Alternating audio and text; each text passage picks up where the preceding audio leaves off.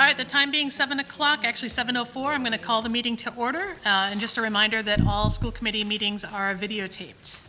Tonight, we only have 3 members of the school committee, but as always, we're very happy to see a room full of parents and educators, so thanks everyone for coming out tonight. Before we get into all of our business for the night, we have some students who wanted to report back, and I know they need to get to soccer, so I think that that warrants you going first. So come on up, please, and welcome.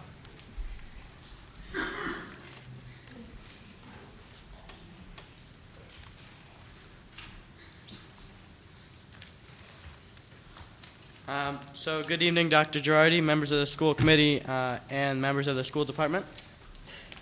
My name is Patrick O'Neill. And I'm Owen Thayer. And we'd like to give you a brief summary on the Jazz Cafe that happened last Friday. It was a really great success. So for 2 hours on Friday, April 1st, the MHS cafeteria was transformed into the Jazz Cafe, where over 125 people were treated to live jazz music.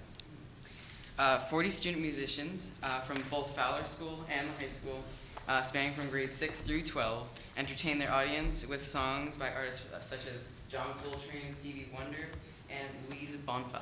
So this was a collaboration by the jazz directors, Ms. Gately and Mr. Kozik. Mr. Kozik from the Fowler School and Ms. Gately from the high school, both of whom graduated from Maynard High School, to revive an old tradition and provide other communities another opportunity for us to perform. We hope you will be able to join us in our further upcoming performances. So on May 12th, we have the Maynard High School Concert Band and Chorus. May 17th is the Fowler Band Concert. And May 25th, we have the Solo and Ensemble Night.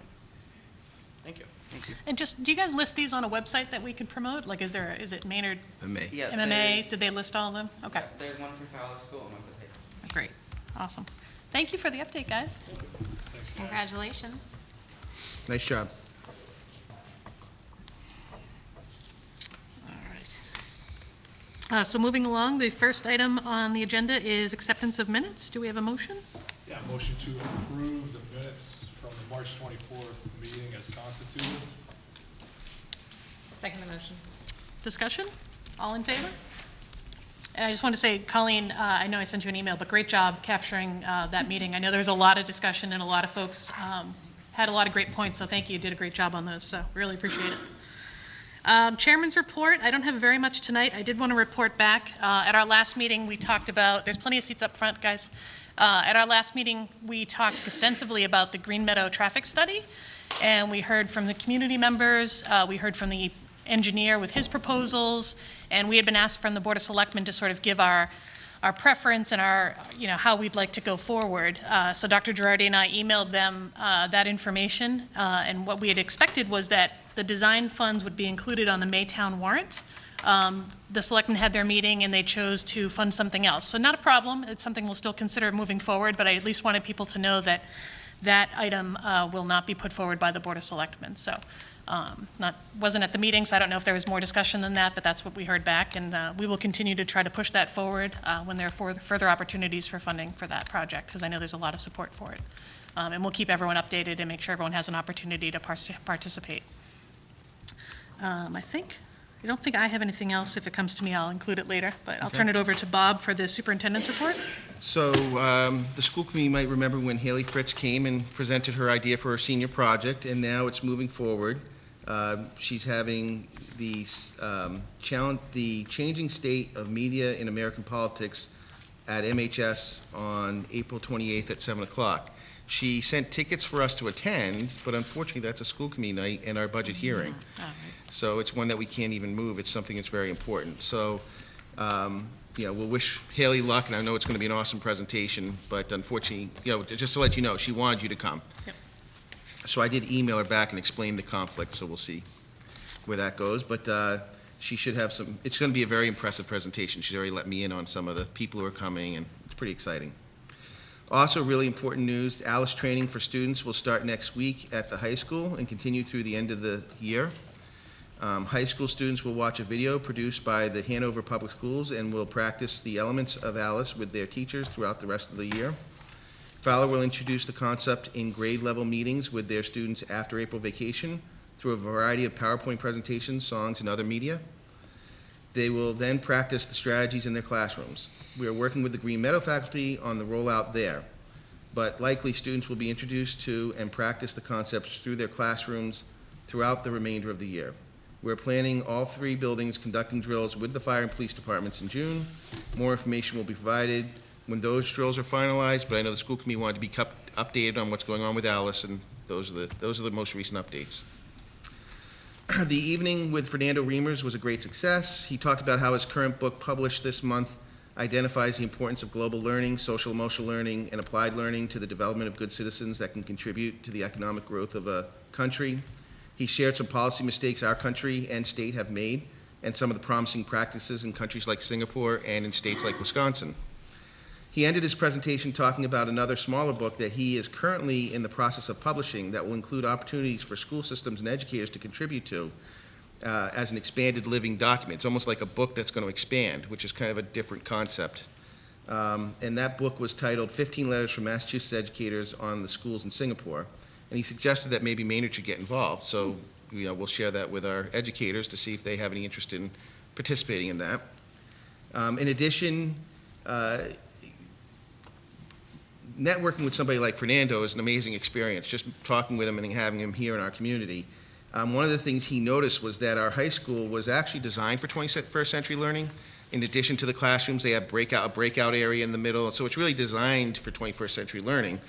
And what he asked Chuck and I to do was to meet with a very prominent businessman and architect and professor from Chile, who wants to come to the Boston area to see innovative high schools. So we're always proud of our high school, and we're going to be showing that gentleman our high school and showing off Maynard High School to very powerful people in Chile. And he also said that he has connections in Chile, and maybe we could develop some kind of exchanges or connections in Chile with schools in Chile. So that's pretty exciting that he's introduced us to somebody who's prominent down there. That's so fantastic. Yeah, that's pretty exciting. Our wonderful Green Meadow specialist, library media specialist, sent me an article about the benefits of teaching foreign languages, and you have it in your packets tonight. It highlights how successful immersion programs are across the country.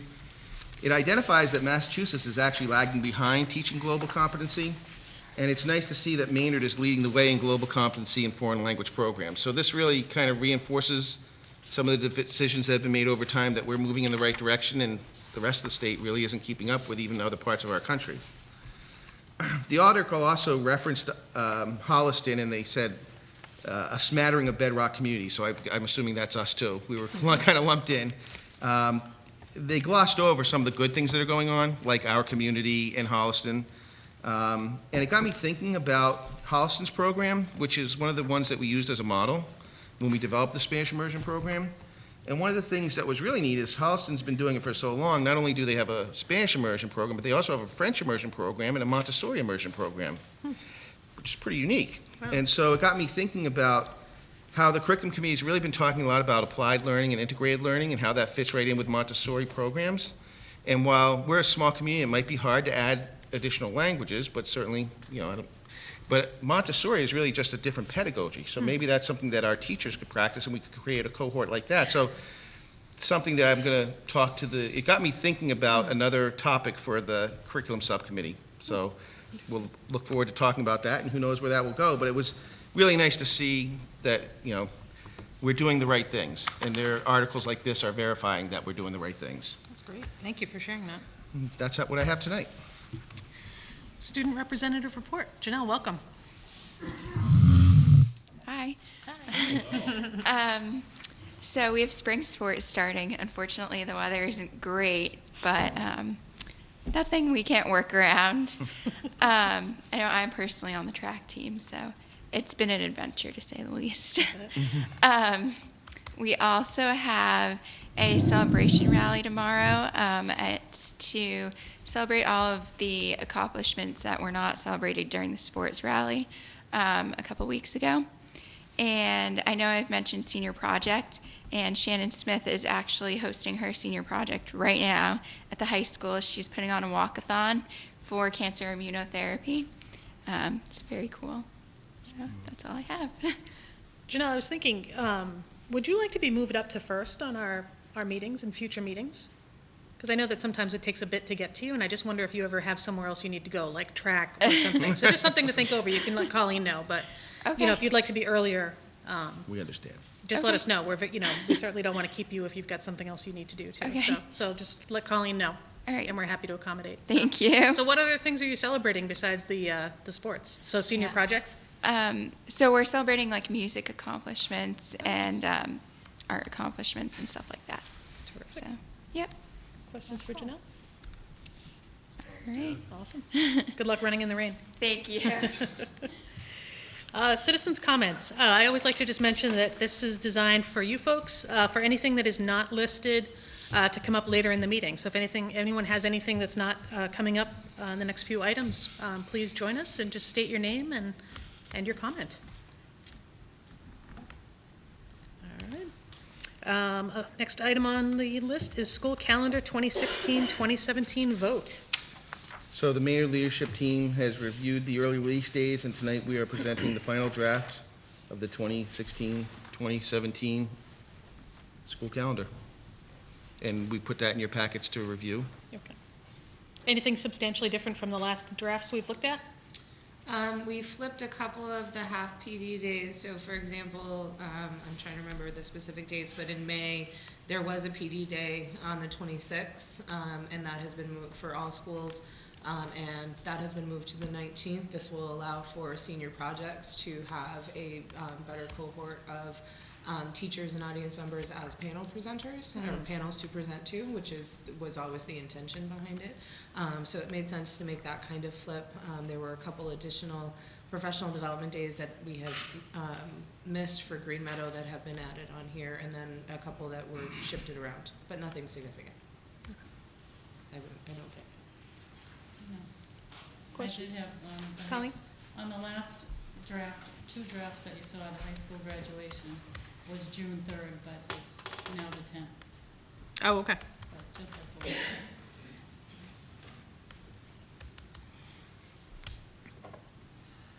Any questions on the calendar? Otherwise, I think we're ready to take a motion to Yeah. finally make it official. Make We talked about it. many families happy so they can start planning.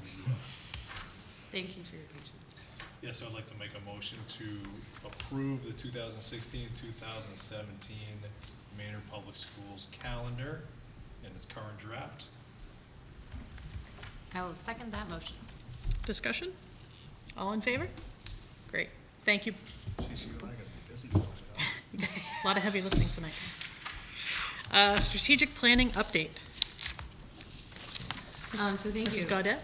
Yes, thank you. So in your packets, you have the updated draft of the strategic, the faceplate, I think, of the strategic plan. We have had, I won't go through sort of the whole iteration of the process, but a variety of community and school meetings. We did complete our 3 school meetings with feedback from each of them. There was some commonality amongst the feedback, and then there were also some differences in terms of questions around how we implement some of the pieces. I think one of the things that was most common is a concern around the inclusive practices pillar in the social emotional learning. That was sort of something that was seen as really pivotal, and so we will be working on how we can bring that to fruition through school improvement plans next year, working on some of those pieces. There were some questions around some of the academic components on both the developing global citizens and the superior academic experience. Around career pathways, what does that mean? How do we do that? You know, with the academic pathways, how do we make sure that we're not lumping kids into, you know, really isolated moments of education and allowing them to explore, but an overall interest in thinking about those things and how we can put that forward. And so we'll be looking to launch next year several task forces that will be both community and faculty-based, so that we can explore what that needs to look like for Maynard specifically. So we'll be putting those forward. And so this is a finalized draft, I guess we could say, of the strategic plan that will be guiding how we craft our district efforts over the next decade. Do you have plans to publish what you have so far on the website, or is it, you know, do you feel that it's still such a living document, or is there a So way at to this present it point, online? Yeah, at this point, we could put this cover page up on the document. The only issue with that is that there may be questions around the specific components of that.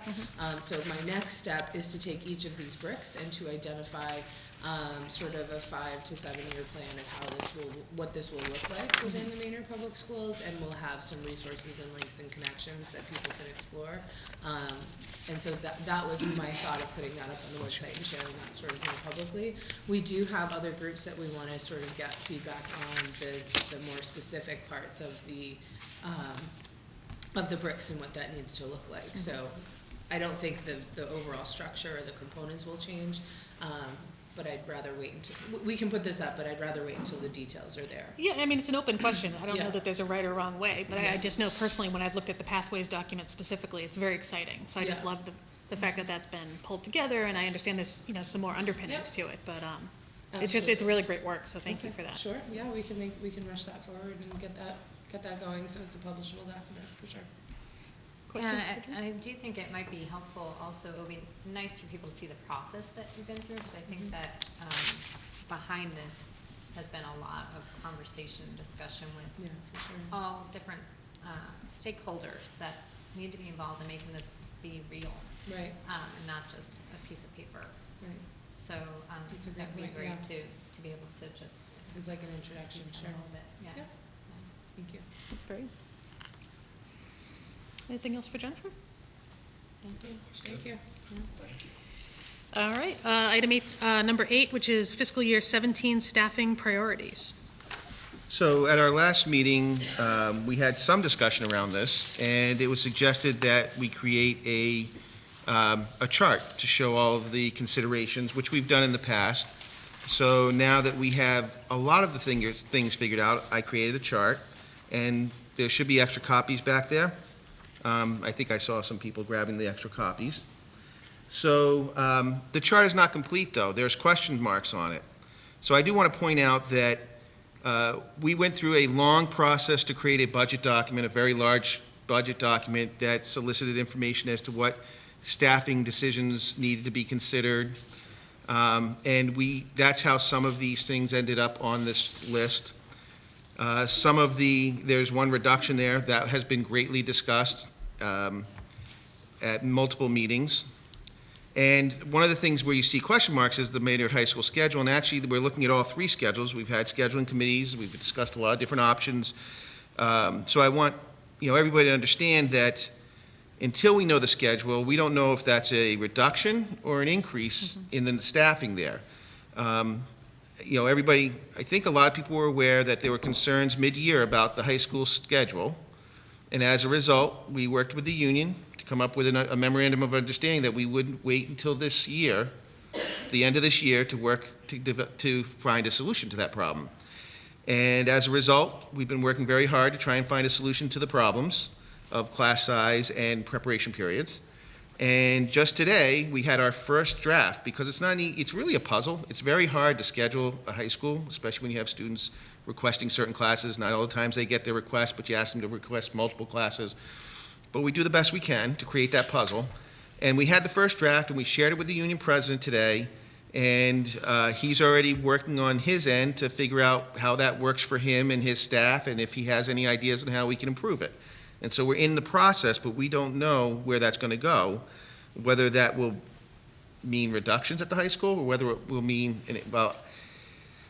it probably isn't going to mean an increase in need of staff, because we identified a lot of small classes that we couldn't run that were 4 and 6 kids that we've run in the past. We just can't keep doing that and be efficient. So it's more than likely it's a amount of reductions, but we're not sure, what that means, because we want to offer as many classes as we can to students, but we also want to live within the contract.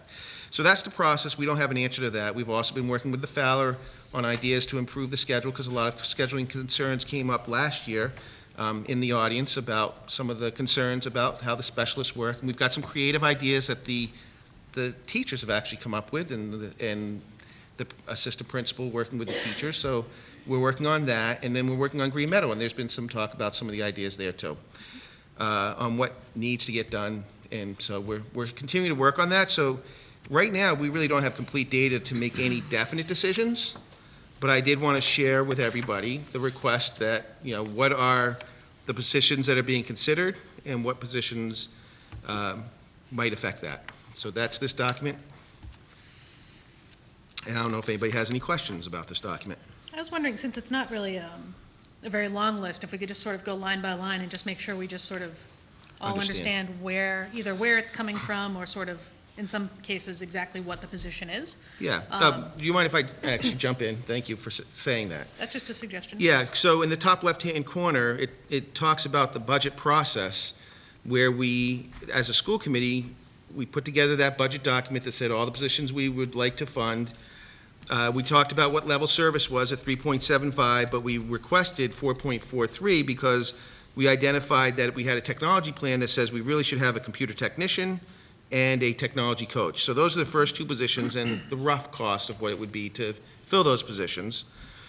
But we didn't get 4.43. The town suggested that we should get level service at 3.75, and so that means we can't fund these. And there has been discussion here at the school committee that the fact that the town has funded, I think, $170,000, $180,000 worth of technology improvements to Fowler and Green Meadow so that they can operate just as fast as the brand-new high school, that the computer technician position is highly, highly needed in order, once you have all that, first of all, you have to have somebody to help put it all together, but then you also have to have somebody to keep it running. So it would be a shame if we,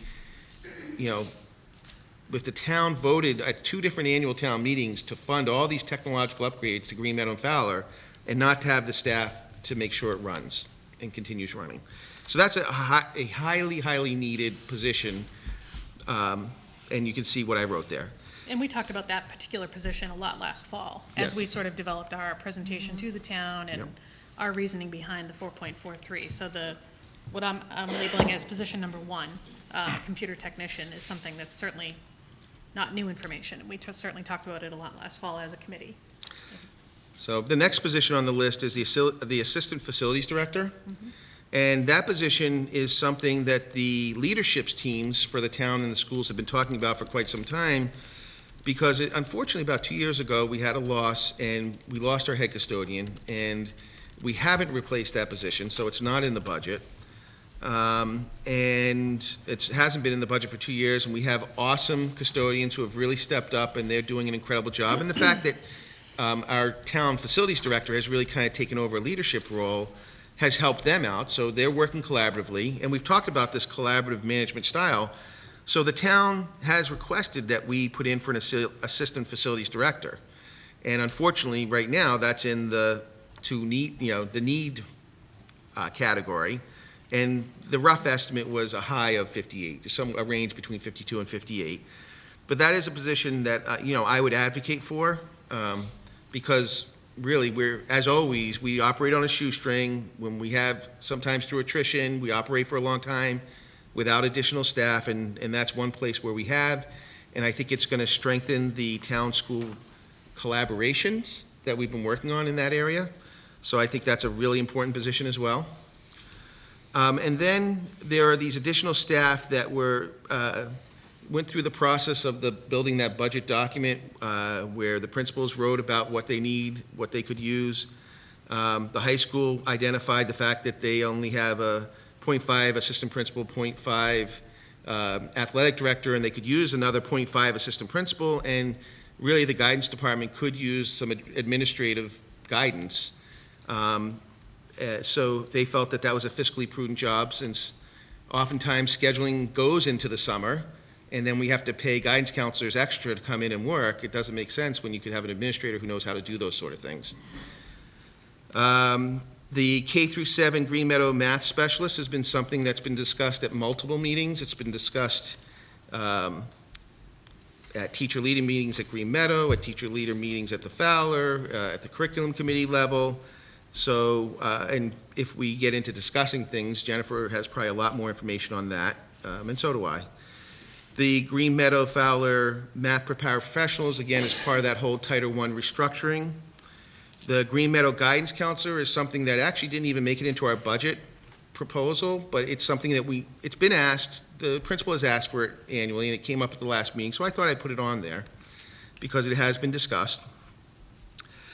So those are the positions that would, and then actually, let's skip down to the blue. So as always, we try to do things more efficiently, and you can see that we have a mandated position. We have a need for a special ed position. It has to happen. Now, fortunately, our Director of Student Services realized that there's actually an inequity in caseloads, that the caseloads at Fowler are much less than they are at Green Meadow, and so therefore, she could shift one person from Fowler into, one position at Fowler into this position. So if we were to have to fund it, it would be, the average teacher salary. But the reality is it's down here because we're just shifting resources, but it is a mandated position, so it has to open up. We have to open up that classroom because we have students who need it. But again, kudos to our Director of Pupil Services. She's always trying to do things efficiently and fairly. Also, we've identified a need for more PE health at the high school. And in working with the Fowler and their creative ideas on the schedule, we also worked with them to say, can we get a point something? Right there it's listed as 0.5, but I think it's really going to be 0.4 at the high school, 0.6 at Fowler. But however it works out, it's going to be a split position, but it's going to add resources to the high school that the high school has needed for years. Years ago, they had 2 PE health teachers. For as long as I've been here, I'm in my 5th year, we've only had 1 teacher there. So it really is a need, but again, I didn't even put a cost associated with it because it's not like we're hiring additional staff, we're using the staff we have to solve that problem. And then the Fowler Scheduling Committee has discussion on using the current staff may change to, instead of a 5-day rotation for the specialist, or for everybody, I guess, it's a 4-day rotation. So that's going to give them an opportunity to prevent some of those double bookings that we had that came up at our last meeting about how kids, some kids might miss 2 periods of art because they want to be in something else, or they might miss their math enrichment because of band, and that was happening a lot in this schedule. So again, it's a creative idea that came out of the school. We're hoping to be able to make that happen. And again, once we have that schedule complete, we'll work with the union to make sure it complies with the contract. But we do believe it will, and so we're working on these creative solutions. So I just wanted to let you know that those are positions or things that need to happen, but we're doing them without cost. So now we go up to current reductions, and we had a great debate at the last meeting about the reduction in the grade 2 staffing, and you can see I've kind of summarized it. Oh, you know what? I see I made a mistake. There's a typographical error. It says grade class size of 14.5. It should be 16.4. There was a typographical error there. All right, Sorry about that. that's okay. It's always good when you catch those things. So, but 16.4 is what would happen if we didn't do that reduction. So that is an error. But I actually have the notes right here that Principal Dankner helped me to identify that piece of data. So it is factual. And then, like I said, the MHS schedule is in flux, and we're not sure where that's going to go. So now I think I've summarized that as you had asked. I don't know what else you'd like to discuss. I'll open it up to members' comments and questions. Go ahead. No, you first. You got one. You go. With the Assistant Facilities Director, since that's a collaborative piece with the town, is this our portion of it, or is this all on us, or is there a sharing possibility with the town on the salary for something like that? Well, we can always explore those things with them. I mean, we have a position we didn't fill, so that is the total cost of the position. Okay. The estimate was, based on the job descriptions that we've been working on collaboratively, it would be a position that paid somewhere between 52 and 58. And because we had a position that we never backfilled, I think the initial conversation from them was, well, why don't you make that your position? Okay. And the nice thing is, it would be a link to the town, so it is kind of nice for us to have that staff member on our side, I guess, Right. of the staffing. Okay. But, we can explore those conversations about splitting the cost or something like that. I'm always open to That that. number's accurate, that's just one. But that number is accurate as the full cost of that position. Gotcha, thank you. So at this point, there's no sense, we don't have a good sense yet of what is available to be able to then start looking at choices, right? Details, We're right. just laying out what The the choices needs are. are and the choices, yeah. I have just a comment that I just don't know how we do the technology piece without having that. We say it's a needed position, and it's just, it's just hard to know, to have, if you put in that infrastructure and there's no one to actually help make it work for people, because we all know how technology can be. Right. It And I just- think when we talk to the Board of Selectmen about that funding for the very needed infrastructure, so it's not just to, get everyone to be the same speed as the high school, but if any of us have ever talked to our kids' teachers, most of them can't get online to do anything, Right. with any Right. relative sort of consistency. So there's a lot of, it's not really sort of the Cadillac of internet options and data connectivity, it's just to get everyone sort of where they need to be to actually do their work. And with all Yeah. the requirements and the reporting and the data, I know speaking with my son's teachers over the past few years, it would be really useful to actually be able to do your work in real time rather than piling it up and taking it home with you. And just seeing the lack of, just seeing the computer and the laptop just sit there unused, sort of like filing a ticket in a company that just doesn't have anyone to service you, And Yeah. so that's, something that, like I said, I think we've talked about it a lot this year. I'm still in favor of that being the number one thing we fund, the first position on the list. Because I do believe when we talked to the Board of Selectmen, we made it very clear we would fund that position come hell or high water. Because the Right. recommendations on doing the technology were very That's much true. dependent on having that body in place. If I can just comment too, because I don't, the infrastructure work and the funds that have been approved by the town, that is work that can go forward regardless. And I appreciate and I endorse the prioritization of that position. But the infrastructure work will go forward and we will improve sort of the connectivity in those pieces. We Right. can do that without adding that Yeah. position. What won't happen without that position is adding extra devices to the systems so that teachers have greater access to them. We had talked about doing one cart of devices for every 2 classrooms at Green Meadow by 2019. That would be pushback, right? So I don't want people to think that the allocation of the infrastructure funding is sort of just gonna be nebulous, but I do appreciate the endorsement of that position because I think it is needed to be able to get the device quantity up to where we need it to be. No, I think that's a very good point. I'm glad you brought that up. So just so I can understand and be clear, if we do the infrastructure upgrade and we stayed at our current staffing, we would at least be able to support people with the current devices that they have, Correct. like so the question is them being able to provide the classrooms with what we had talked about being able to provide them because we have that infrastructure, which is the technology as support for classroom learning and being able to. Yeah, and I think not just the technology that we would like to be able to provide, but I've also heard just coming in, and this is not unique, but teachers saying, I'm gonna take any and every electronic device that I can, even if it's supposed to be thrown away, because I need something in my classroom space, right? Right. And right now, what we have is we have principals who are allocating some of their technology funds in order to buy 1 or 2 Chromebooks, so that we can maybe get a set of 5, rather than having a whole-scale piece where, again, at Green Meadow, we're looking at a 1-to-2 sort of ratio in regards to classrooms to a set of devices, so that they can be used. Now, can we adjust the numbers of devices? Yes, but I've talked with Peter Martin pretty extensively, and I think if he were here, he would say that any sort of increase in our inventory currently would require an additional staffing piece. So if we don't have that piece, we're not gonna leave everything status quo. We will replace the inventory that we do have and get more up-to-date equipment. So that is something that we can do, but adding those extra devices so that teachers actually have the numbers that they need in order to make them useful in their classrooms with their students in productive ways, that's something that we would not be able to do without that additional technician.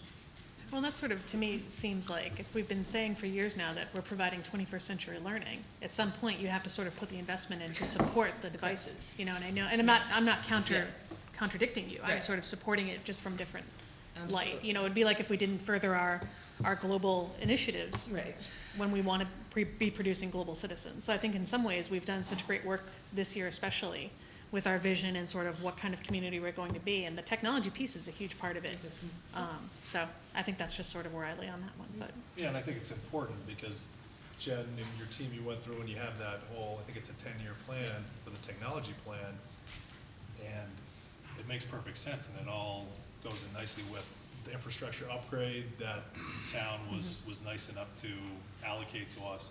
So I think it's good, from our part, that we hold up our end of the bargain and have the people in place to support that going forward so that we can do all the initiatives that we want to, but just to stay on target with that 10-year plan. Because there was, I know, a lot of time and effort that went into that. So it'd be nice to try and stay as on target with that timetable as possible. That's a great point.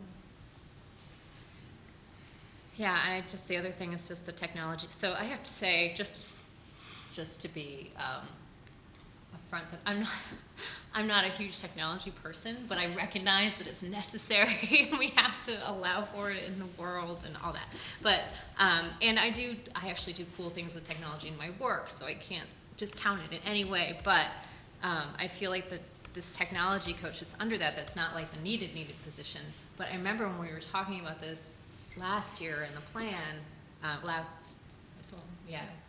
that the coach actually helps to figure out how to use these devices once you have them, so it's actually giving you the opportunity to really enhance the learning instead of just sitting there and trying, because I know that there's been studies done where they just handed out these devices in the schools and they don't end up having an impact, and it's a waste because they don't have the way to understand how to use them. And not that teachers couldn't figure some of that out, but they have so much to do. And just being able to have that coach, I could just see that being very important. So anyways, I'm done with that, but just. No, those are great points. So, and that's what we're doing. So it's a good time to hear what people are thinking about the priority list. I think, a really good point to keep in mind is, at this point, we've asked the town for 4.43. We were given 3.75. We still won't have a final number from the state until the end of June. Oh, I forgot to add something to my update. Hold on.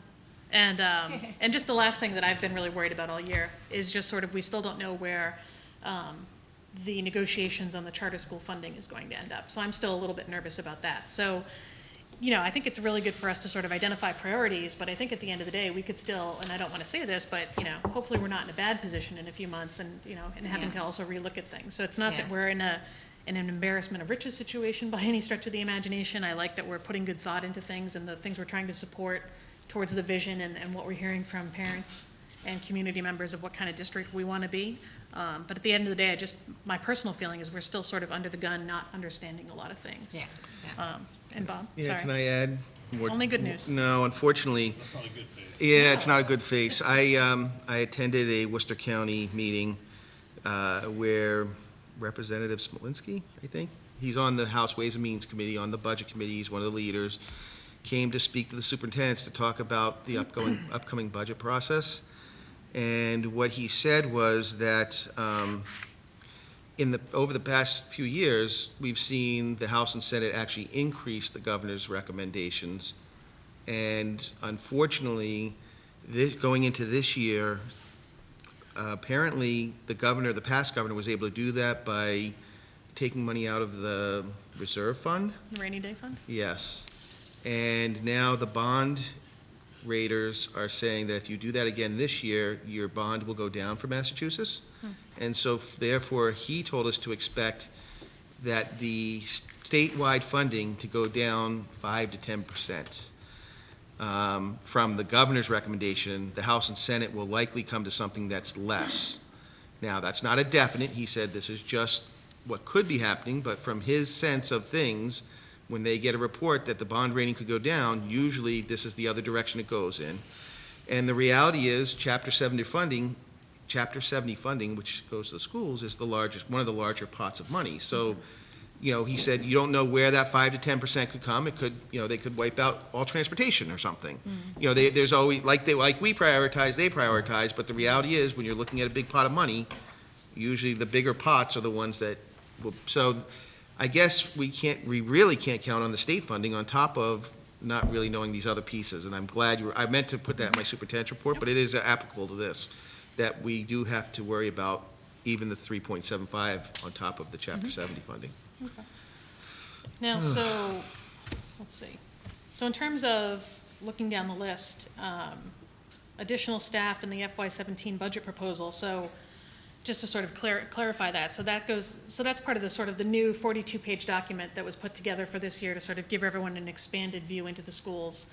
And we had all the principals, as well as Jill Green, write their sections to sort of get a better idea of not only what's happening, but sort of future needs, immediate, long-term, things like that. So, we've spoken very much about how happy we are that we have the document, it's a living document, and I think these next 4 were listed in that document, so that's where that's coming from. And it sounds like from what you said in the introduction, that you and Jennifer are discussing those 4 positions with, sort of at the building level still. Is that a true statement, or am I? Well, so the Or are they principals in a- advocated for these things, and actually, as that document went together, the Green Meadow Guidance Counselor, even though the principal asked for that to be in the document, the more she debated with the other principals, because each principal is working with their school site council, getting input on what do we need, right?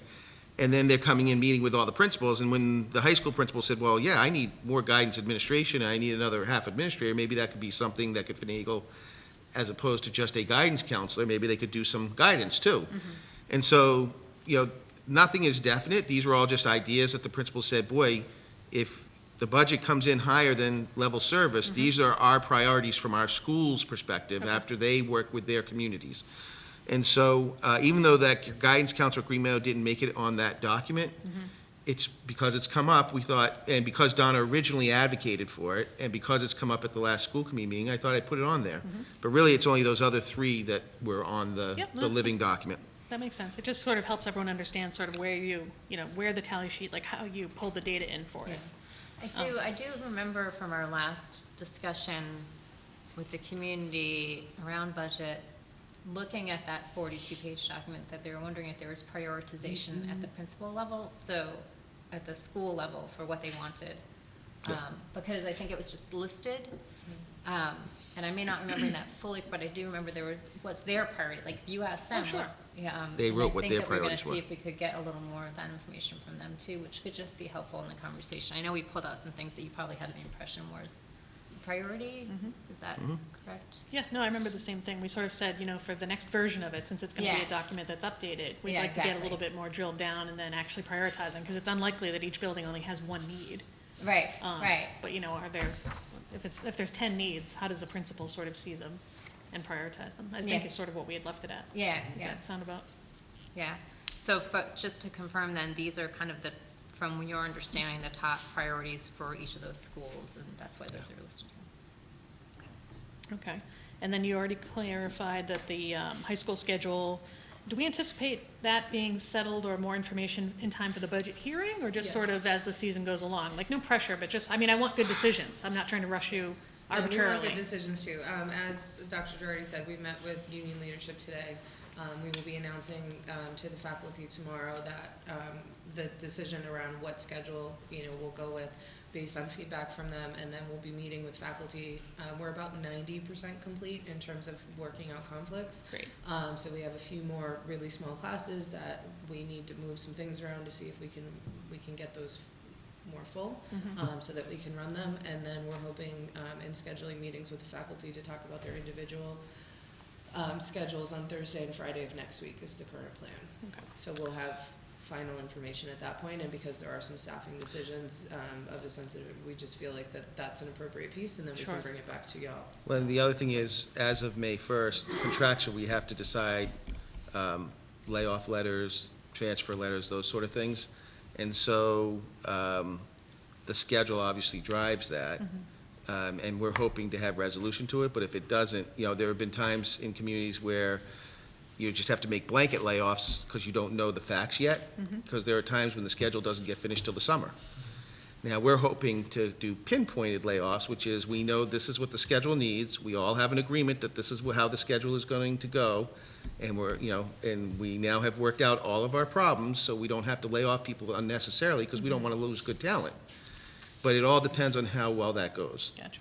And then after that point, it goes with the way the union works, things like seniority. I don't want to go down any roads, I'm just saying. That's something we're working collaboratively, we always do. sounds like it, yeah. Yeah, we always do that.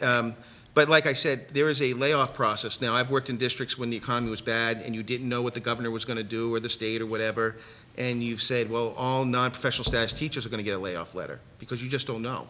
I've worked in communities when the economy was so bad that you said everybody with 7 years or less tenure would be laid off. Those are terrible times. Now, luckily, our economy's not that bad, and we wouldn't want to have to do that if we didn't have the schedules in place. But what we're hoping is to have enough of an understanding of the schedules that we can do pinpointed layoffs if that's necessary. Right. And that's what we're hoping to have information for. And being on the curriculum committee, I have to say that for anyone who's not aware of scheduling, it's just this huge undertaking to deal with it on so many levels.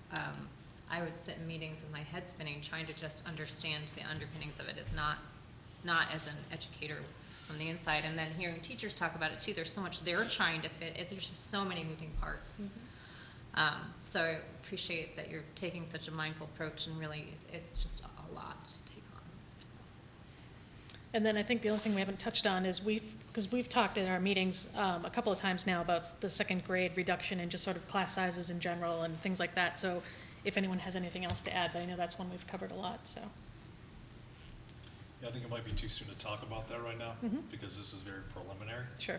and there's still a lot of variables out there that we won't know about, so, I mean, at least we know that there's options there if we need to, but I think at this point, having a full-on discussion about it would probably be a waste of time, honestly.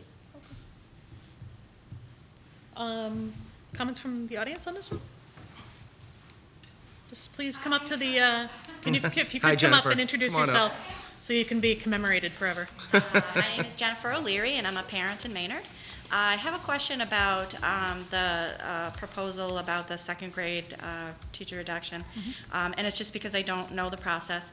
But when you are considering that the second grade class is much smaller than this current year's second grade class, the incoming one, do you just look at the incoming one, or do you also look at the subsequent years?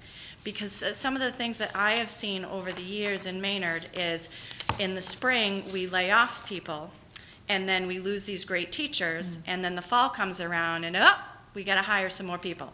So I'm just wondering in that process if others, is the 2 years out for a second grade class going to be the right size? So, are we cutting off our nose to spite our face kind of thing? That's a good question. So, yeah, in the budget proposal, we actually showed multiple years to show the patterns and to show, and actually the second grade class, and we don't have that document with us tonight, we had it at the last meeting, but last year, the second grade with 6 teachers, where the average class size was 22. This year, with 5 teachers, it's going to be 20 or 21. So the difference as far as the number of kids that are in that class. But we've had, there's 5 years of data, if we can find that document again for you. There is 5 years of data that shows the trends and how these go and how we try to keep them somewhat even. And we have had years, though, which interestingly, where, we had one class that was huge. Back when we only had like 5 sections of every class in grades 1 through 3. But we had one group that came through and we needed 6, they were just so big.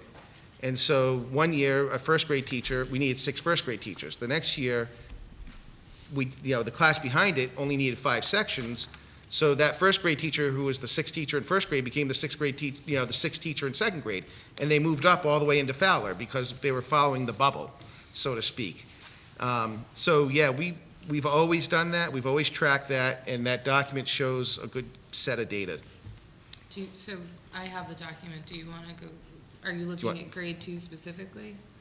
I'm just wondering if, the kindergarten and preschool, like, if we have an idea of, I know it's a younger grade, so you don't have as much historical data of kids, but I just worry about losing a good teacher. Sure. Because next year isn't as big of a class, but then, a year later, we have another big class, we need to hire somebody.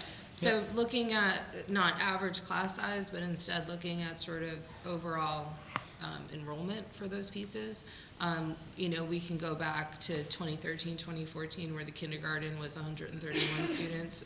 The next year, 14, 15 was 112. This year it's 108, and we're projecting 120 for next year for kindergarten. First grade in 13-14 is listed as 120 students. 14-15 was 128, 112 for 15-16, and 108 projected for next year. So we do track that data, and I think I think this is not just a Maynard practice everywhere I've been.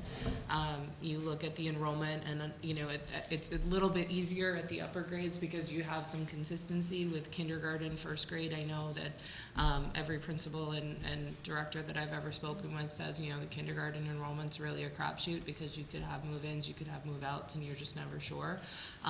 But those are the numbers we're projecting at this moment.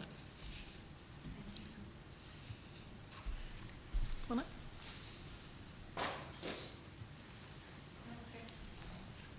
Hi, Jessica O'Toole. I just wanted to speak to the technology position because I think the reality of the situation is we can't really support the devices that we have. Some of our students, like as part of every IEP development, you should consider assistive technology. Some of our students require that for communication, for writing, for other learning needs. My son has a communication device. It took almost 6 months to even determine that the screen could not be fixed and it had to be replaced. Thankfully, I was able to provide him with a device, but that's not a parental responsibility. And a lot of parents don't have the means or the technical know-how to do that.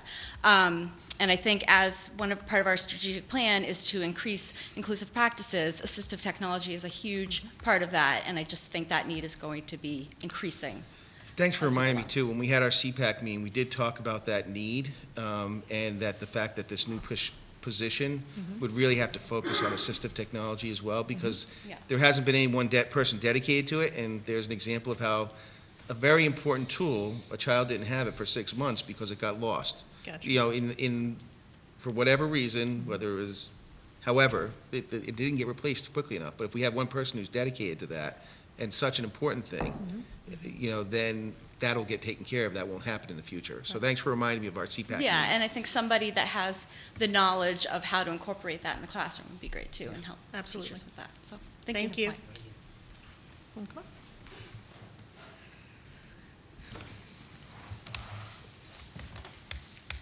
Hey, everyone. Zoe, my daughter hi, is Zoe. a current first grader at Green Meadow. So I want to speak to the second grade reduction because my daughter will be in second grade next year.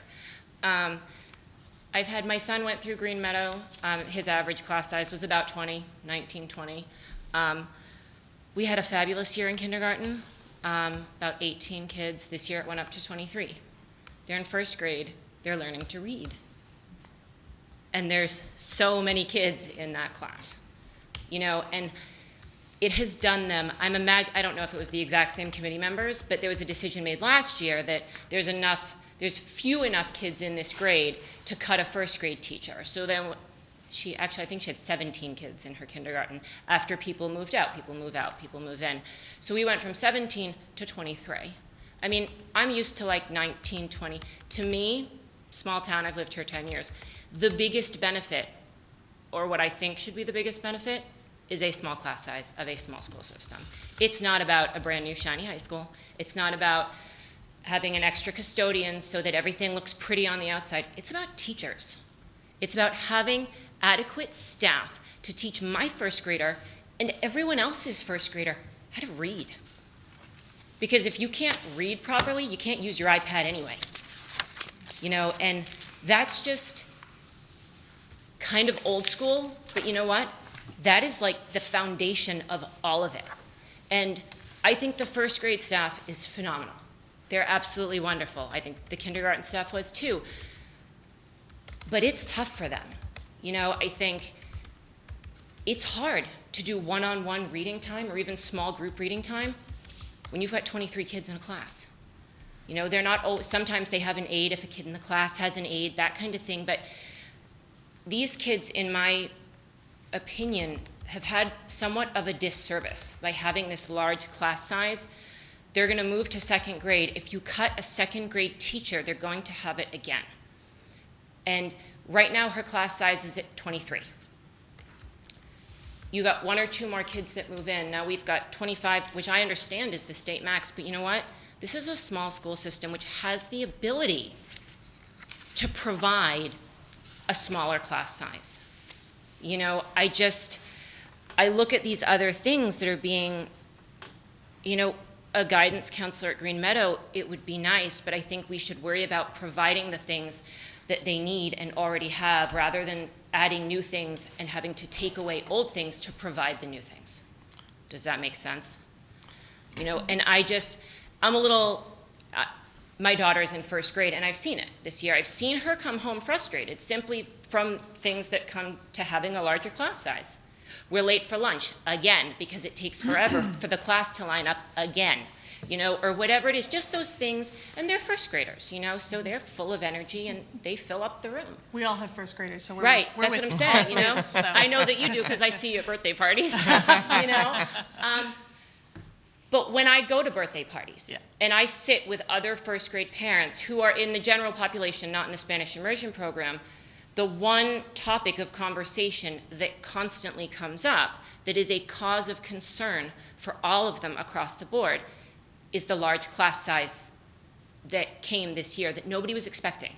Everybody went up to the door and saw the signs on the window and went, oh my God, and started counting the names, you know, because nobody was expecting it. And I think there was this feeling of, okay, when we get to second grade, it'll go down again, you know? So for me, I just think, I know this committee, I know some of the people on it, it's about providing a good education. It's not always, in my eyes, what is the shiniest, the prettiest, what looks the nicest. It's about the fundamentals of having a smaller class size so these kids get the foundation to go to the next grade or the next level.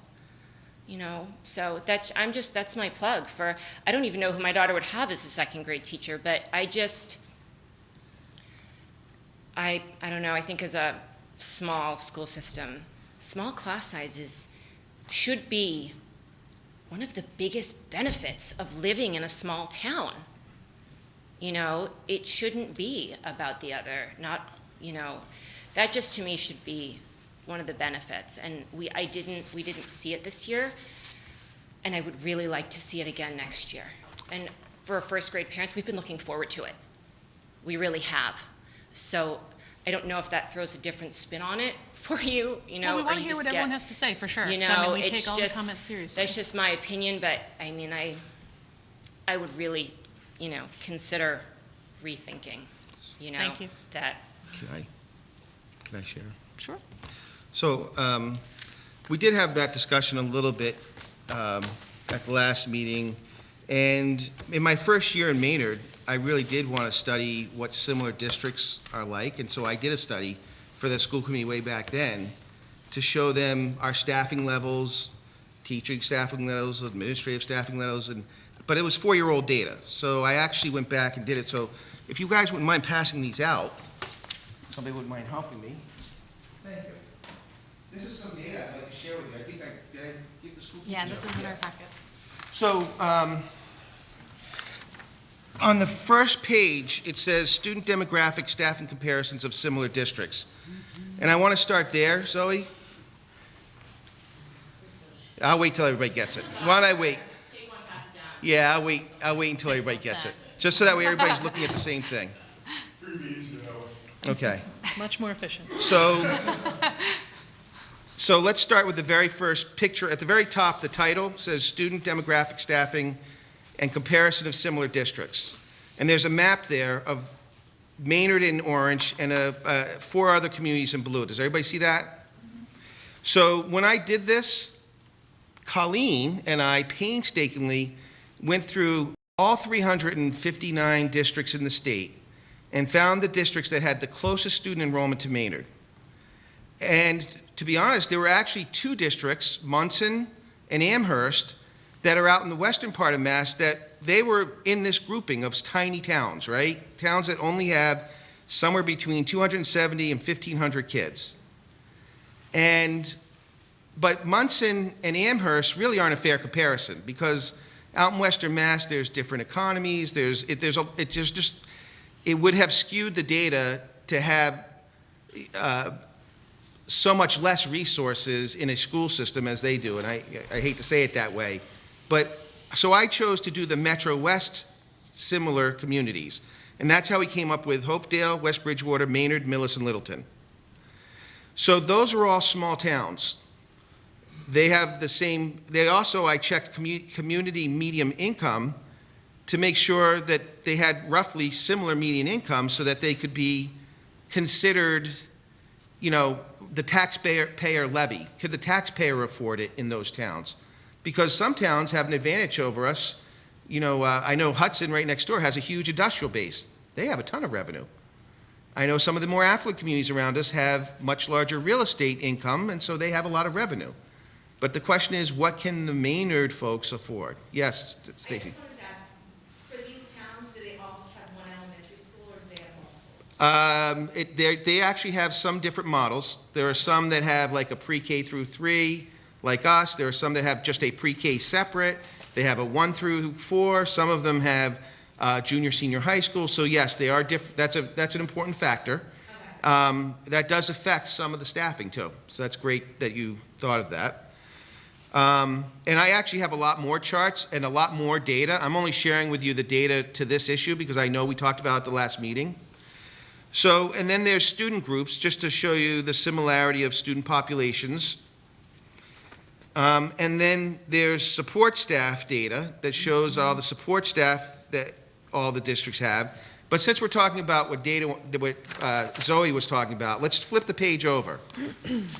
So when we look at the comparable districts and we looked at the class sizes in every grade level, they're almost identical. So what we're doing is what the other small towns are doing as far as having class sizes in the low 20s. And by the way, I still have I taught in urban centers. I was a principal in urban centers. I was assistant principal. I was a curriculum director in those urban centers. I have friends who are still teachers who I made along the way. One of my friends works in Lynn, Massachusetts, which is a big city. Some of my other friends in other communities in Lynn, they actually have pretty reasonable, their class sizes are all around 25. In some of the urbans I've worked in, it is perspective, they have class sizes of 27 and 30. So having class sizes in the low 20s is actually small compared to what the class sizes are in some of the other communities in the state. But if we look at what the small districts are doing that are like us, the class sizes are almost identical. But I knew that, I should get more data, so we are part of the Aspet Valley Collaborative, and I asked those superintendents, can you please give me this information? And you can see that the similar communities around us, especially the smaller ones, like Millbury, or, the communities around us have very similar class sizes, with the exception of Southborough, Northborough, and Hudson, and even those class sizes are still in the 19-20 range. But those communities do have larger industrial bases or larger revenues, so they're really not comparable. But I guess I just wanted to answer that the other small towns are doing the same thing that we're doing and have the same class sizes. And we've had these class sizes in the low 20s for quite a few years now, because every year we've done this. Like last year we looked at, like I said, but there were years where we actually added because we didn't want them to get over 25. When we had that blip of class that needed an extra teacher, we actually added staff. So I hope this data helps to identify that the class sizes that we're talking about now are the norm. Can I ask a couple of questions? Yep. Since we're talking about this? So front page, just one quick one. What does BCBA stand for?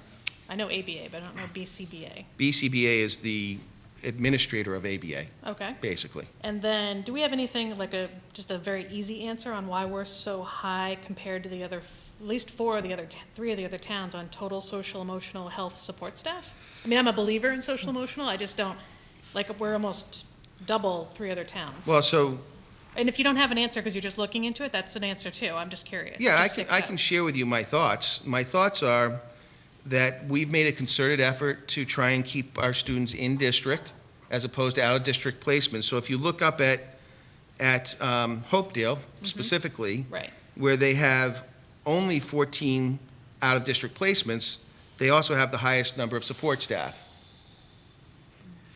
We are we're the next lowest, and we have a significant amount of support staff. Some of the other communities here have many more out-of-district placements, but they have a lot less support staff. So I think that there is a correlation there, and it explains that. Okay, thank you. But it is interesting that we pretty much have the highest in just about every category, including some of the questions about whether we need additional guidance counselors. You know, we're doing pretty good there, actually. Okay, well, it's certainly something for us School to- nurses, so. Yeah, so, I mean, since the school committee's just seeing this document tonight, we may not have questions, but we may come back to it in a future meeting, for Sure. sure. If you guys have any questions right now, that's certainly fine. No, I thought it was really interesting to look at the numbers to see that we're actually in good shape with a lot of the other districts that are comparable to us. More questions? Ann? So I just have a question about the technology staff that we have now. So I know we have Peter Martin and we have Jack. And so just kind of what their responsibilities are for the district. Good question. Bob or Jen? Yes. Either. Good.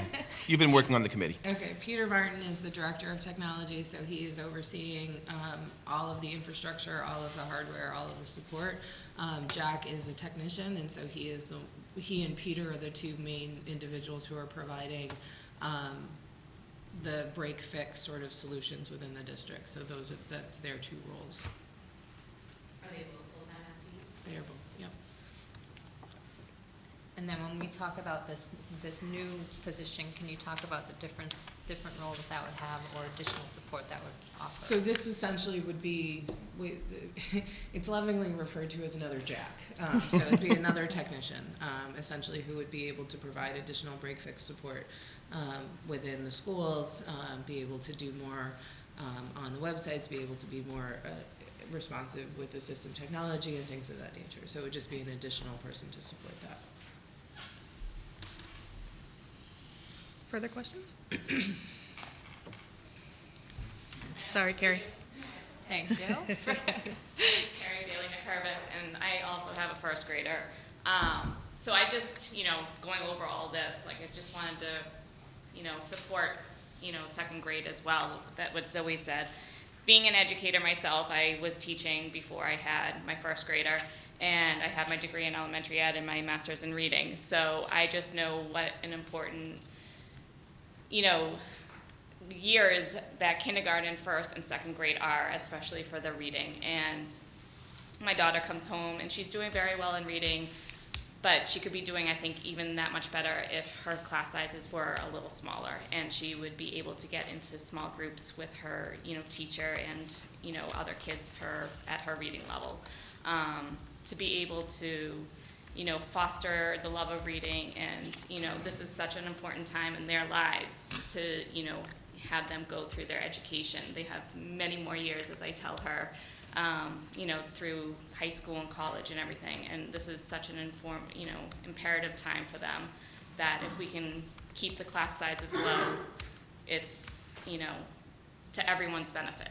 It's not just our children, it's, our future. So I just want to reiterate that I see all this, and I see that we are, close in numbers and everything to surrounding districts and stuff, but, that's great. But we're Maynard, and we should be proud of what we can accomplish for our students. So, thank you. Thank you, Carrie.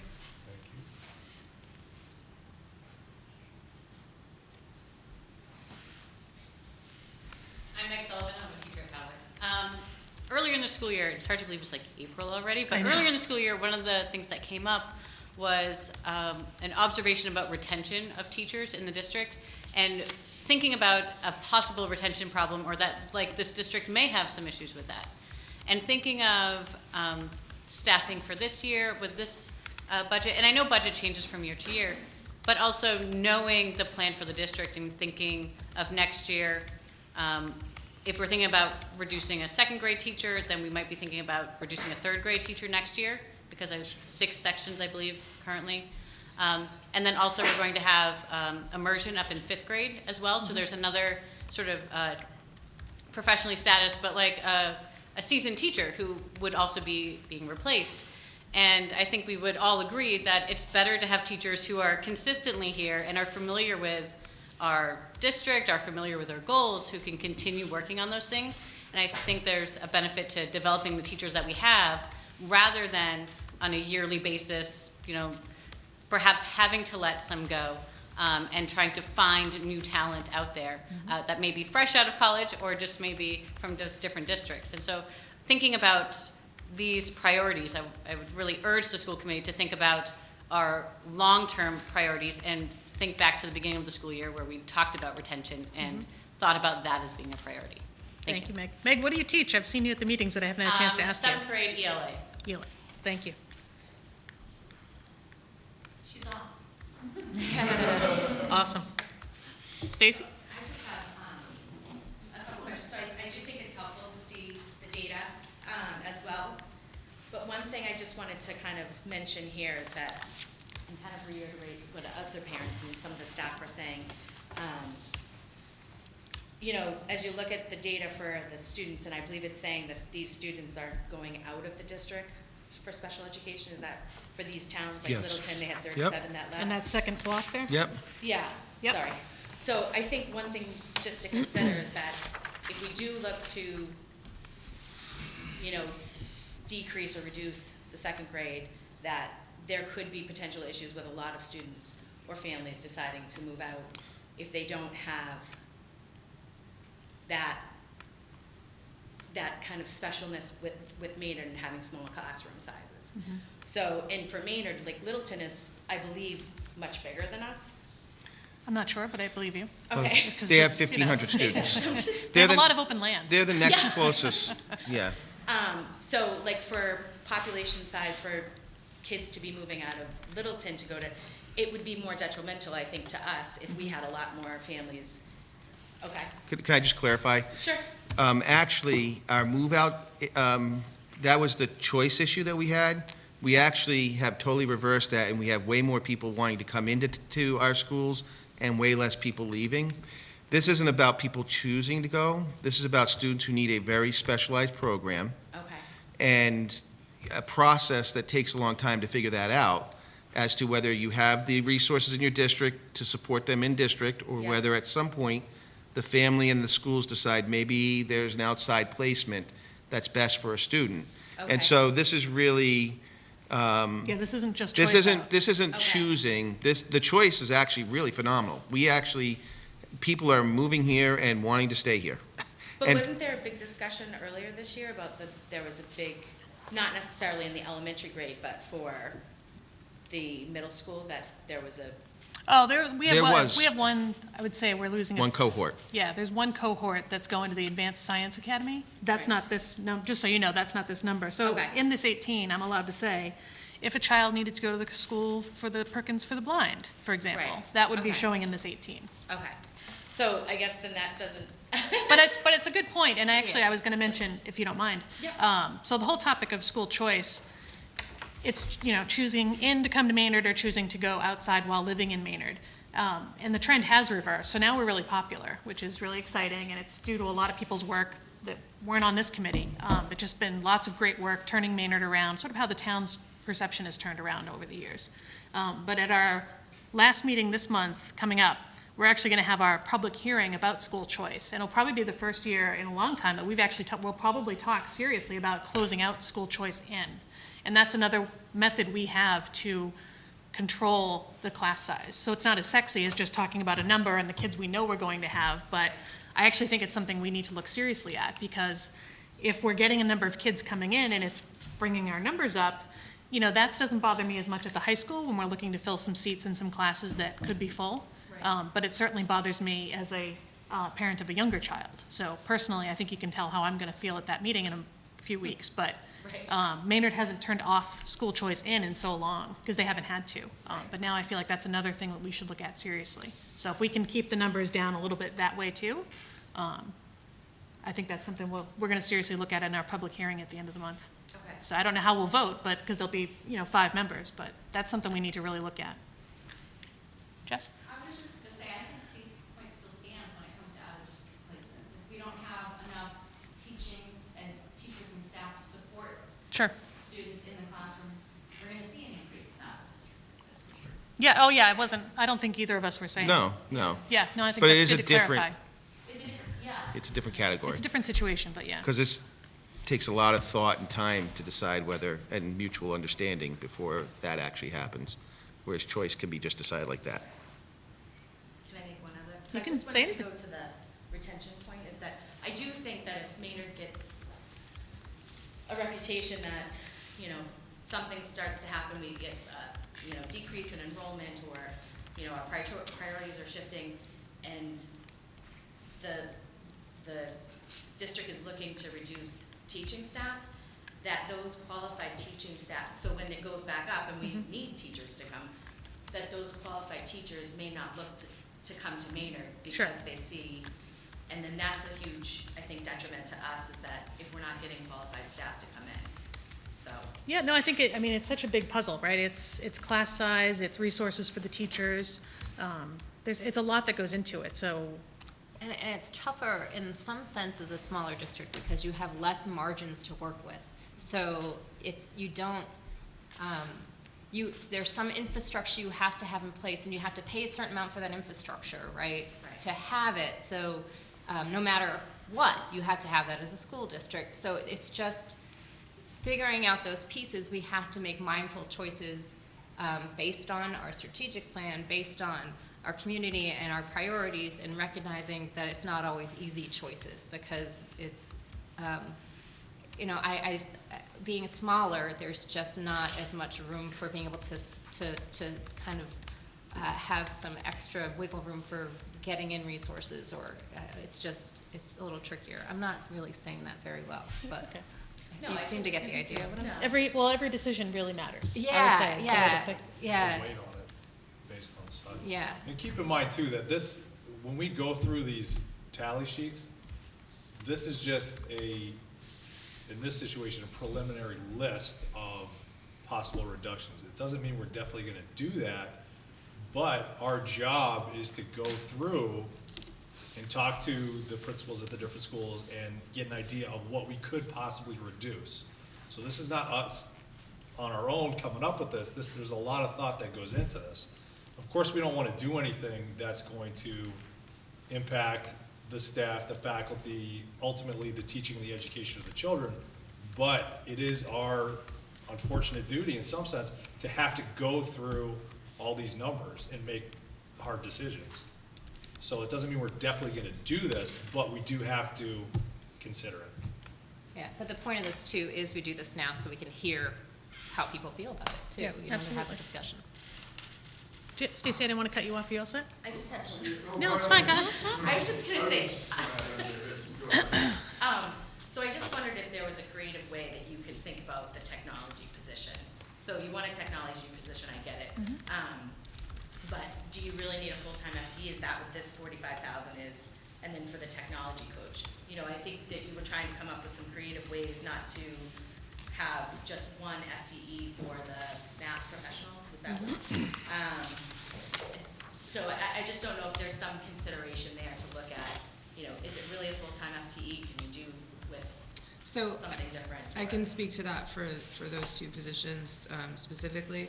The computer technician is a full-time FTE, and again, we can bring Peter Martin here to talk about sort of numbers and average ratios and things like that, and it's in our tech plan too, but essentially he is very clear that if we're increasing our inventory, we need that position. In regards to the instructional technology coach, and there's someone in our office will be very mad at me for saying this, I think we can do that in some different ways. I can do that, you know, we can do it won't be as robust as a system as if we were to be able to fund those positions, and I think they are extremely useful and valuable in terms of really taking a device and making it a transformational tool rather than a replacement tool. But we can do that in some different ways. So yes, we are having that, and we have sort of constant battles. Yeah, and I'll add to that. We actually have a history of trying to be creative with positions. In fact, we have a half-time administrator, half-time athletic director at the high school. That was a creativity thing to try and be more frugal. We've hired a lot of retirees at .5. We've done a lot of things, and we'll continue to. I mean, in that position in particular, we actually have been discussing how we might be able to, maybe it's not, like you said, that position, it's not that position, but how do we do something else that could affect that and help solve that problem? So we always do that. That's part of the process. And we have a history of, you know, where we can demonstrate that we have done it, and we'll continue to do it. So we will. That I'll assure you. I think you were next. Well, Hi, my name's Paul May. My family and I actually just moved here to Maynard at the middle of the summer. And so my question to you, Jamal, is when, and this is actually really for anybody, but because you spoke up and said about the second grade reduction, what goes into making that decision of that? Is it just this class size? Is it how the students did academically? Is it, can you elaborate a little bit more? And if everyone else knows, I apologize. I'll be the new kid in the No, it's okay. No, it's a very good question. Jennifer might, Okay, so I just wanted to go and say, well, we've got 22 kids, that's, it's either too big, or we've got Well, we should- 19 kids, it's gonna be too small, we gotta get rid of a teacher for that. No, and it's, you bring up it's a good question, and there's a lot of behind the scenes, discussion and everything that goes into it, so Jen, you're probably better suited to kind of the nuts and bolts of it. Okay, and cut me off because I can talk about this for days.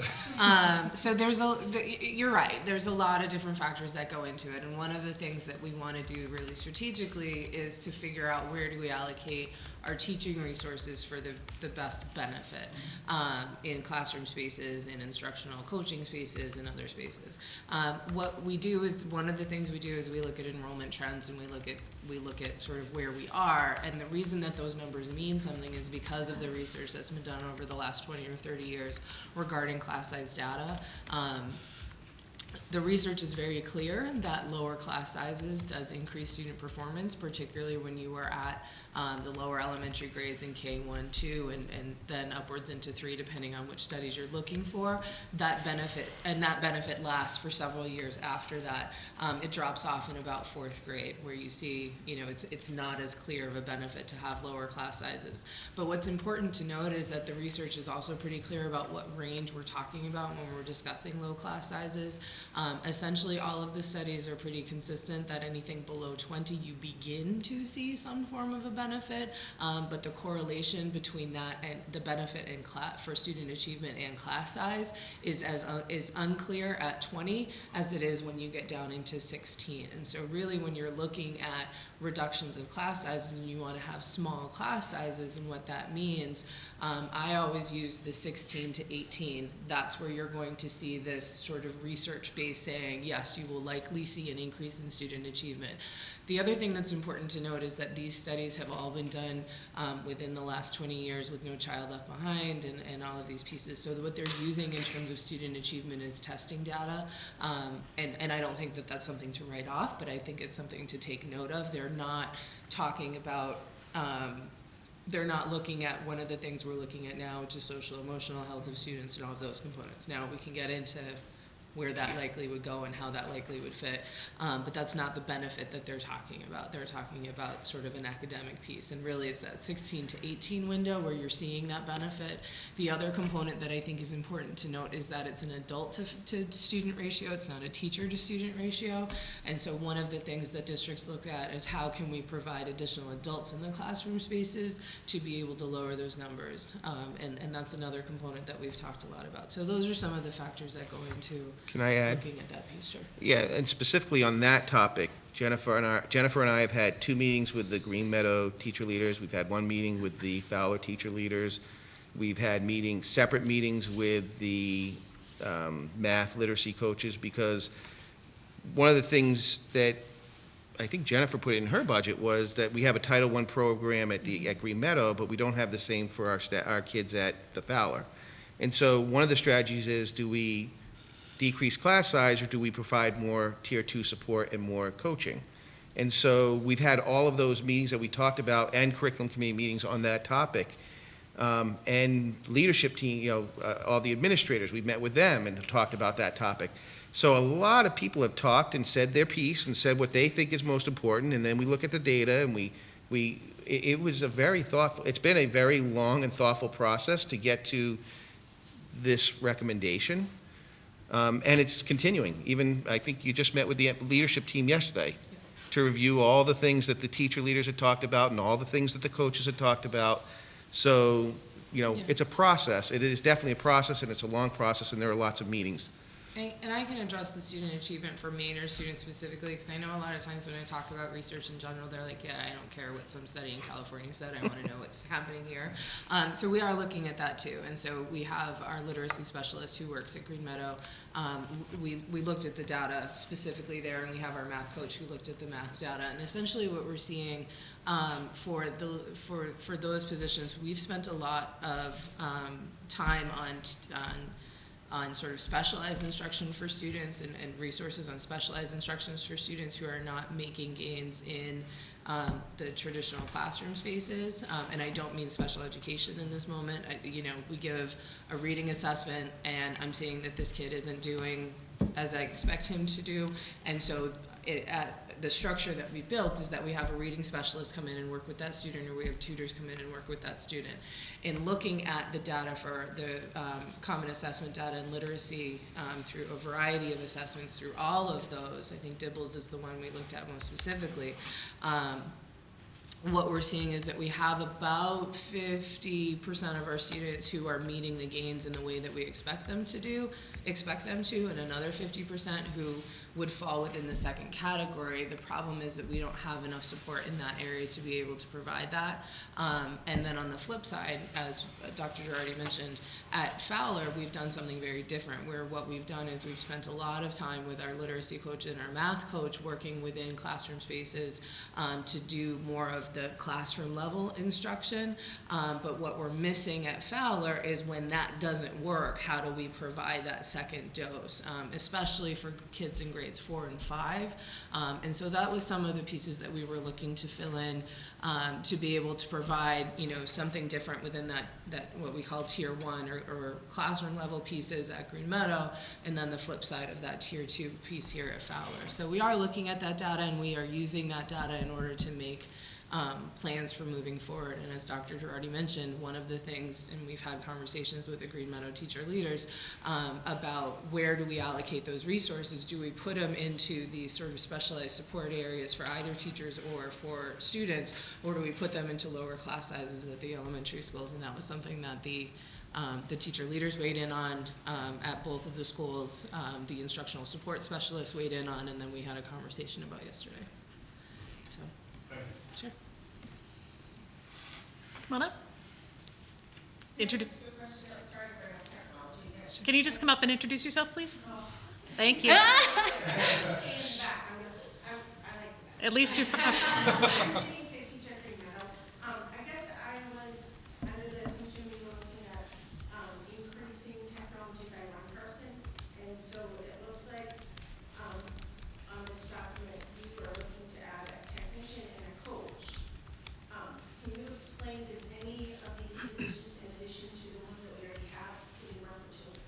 So I'll address that. So at the beginning of the year, we asked the staff to put together a very large and very in-depth budget document to present mostly to the Board of Selectmen and Finance Committee, because the previous years we've provided very little information and we've asked for a very great big chunk of money.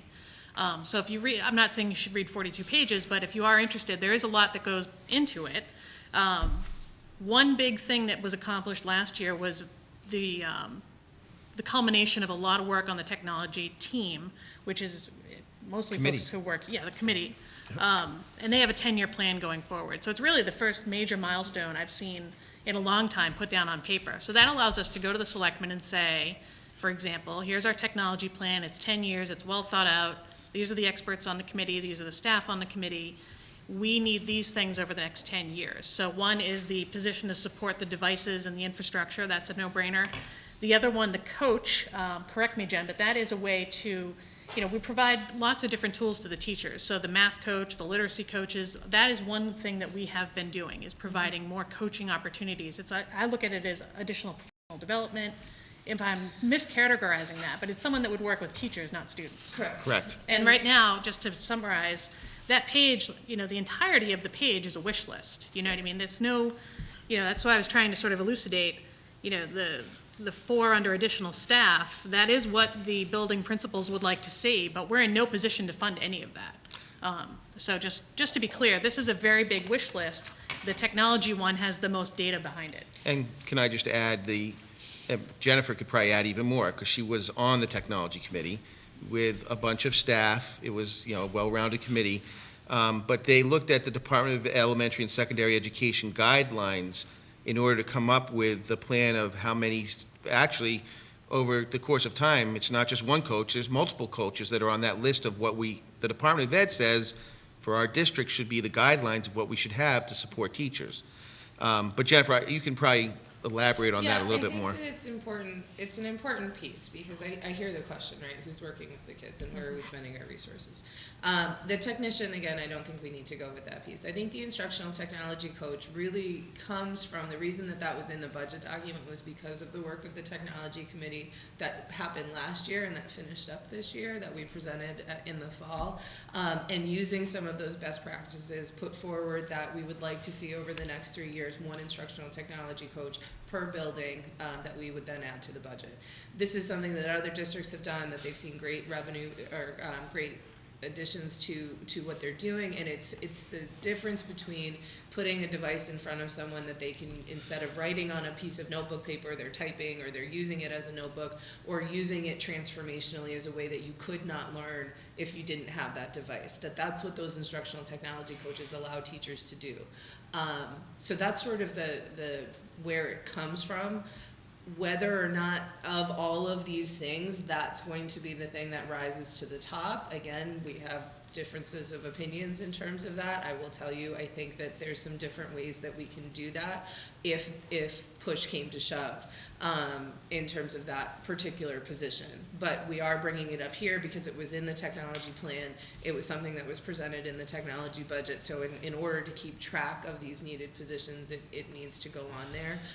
If the school committee were adamant that we fund for instructional coaches, then we would probably have to figure out a way to do that, because I think that's and it wouldn't be honoring the work. They're our bosses, yeah. In some ways, but I think that's part of the conversation. And it wouldn't be honoring the work of the committee if we didn't at least ask for what they asked for. The committee of teachers and administrators that worked collaboratively together On that technology on that, plan. technology plan, it would be disingenuous of us to ask them to work for a year and a half and come up with a plan of what they think we should be doing for technology and then not put it forward.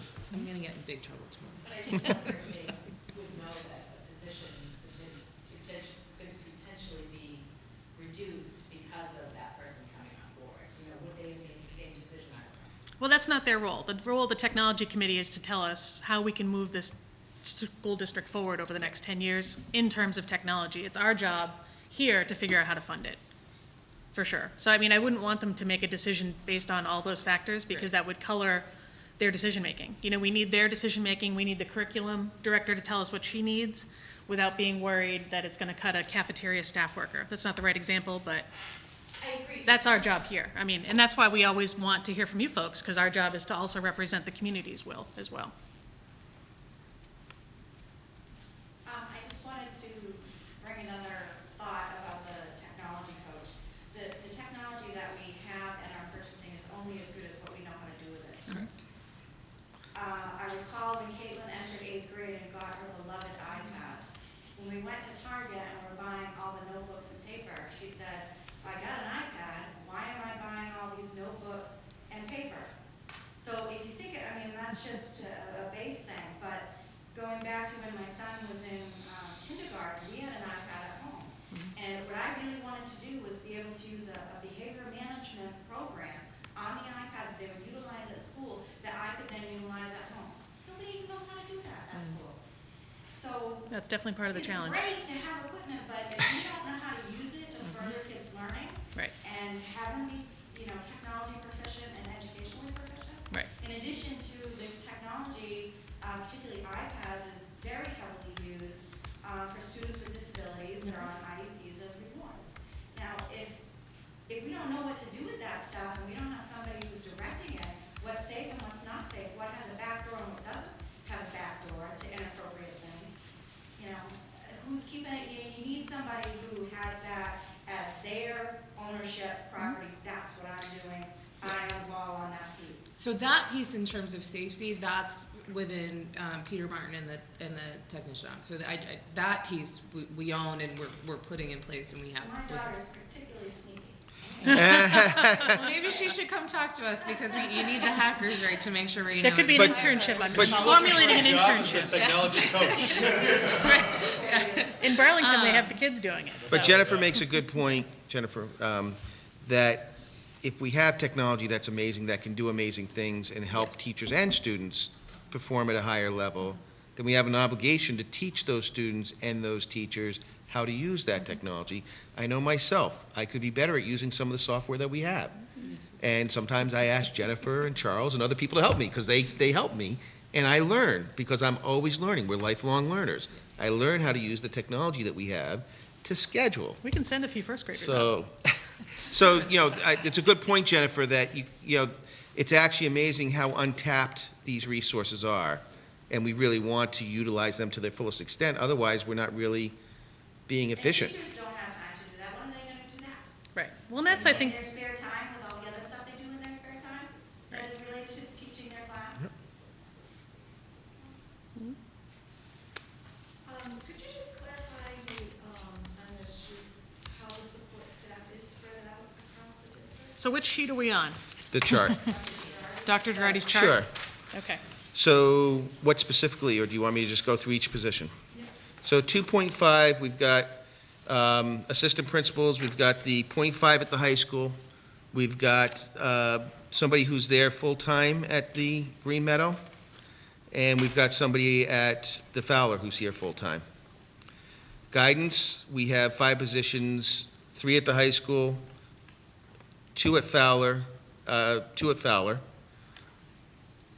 and 1 student adjustment counselor at Fowler. Is that right? Yes. And then at the Green Meadow, we have 1 student adjustment counselor, who you know well. And then psychologist, there's 1 that's at the elementary level and 1 at the secondary level. BCBAs, 1 at the elementary, 1 at the secondary. And I'm not sure the exact split, because I know even our special ed department chairs, like the split is partial Green Meadow, partial Fowler, and then another one's partial, but they're not even on this chart. So sometimes I'm saying the splits, but I'm not sure exactly if it's exactly elementary and secondary, or if it's somewhere in between. ABA, I couldn't tell you off the top of my head how many are in each building. There's a lot there, so I don't know the differentiation. And school nurses, we have 1 per building, which a lot of districts don't have, but because some of these other districts, as was pointed out by Stacy, actually have more buildings, so they actually don't have 1 per building, but we do. And that's a hard thing to attain. A lot of school districts haven't had that for a long time, but we've been dedicated to that for many years, so it's something we've had. On the Maynard District website, under student services, there's a staff list, and that lists all that delineation. Yeah, thank you. Thank you for your help. Could I just ask a follow-up question about the school choice? So whatever if the decision is to close out school choice for next year, then does that mean any of the current students in school? Okay, so They're all here. Anybody currently, It would be new choice in. okay. Yeah, once you commit, the part of the choice law is once you commit to them being in your district, they're in for the duration. Yeah, we wouldn't kick anyone out.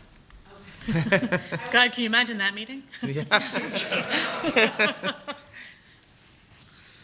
wondering if you could give us an update on the Fowler Principal Search Committee? That's great. So Charles Gabron is leading the search. He's actually worked with Colleen, because Colleen has a history of helping whoever's doing the search. So they're following the protocols in the past of the number of teachers, the number of parents, the number of, but other than that, I really don't know, because Charles is leading it, but Colleen might be able to update you with what they've been doing. But I know they're following the past protocols that we've used. So we have 35 applicants so far. Holy moly. Yep. See, we're popular. On Monday, the committee that was selected, I believe there's 12 members, will come in from 3:30 to 6:30 to review the applications. And then after vacation, it will be a full day of interviews of people that were selected. And does Jill Green sit on that? Yes.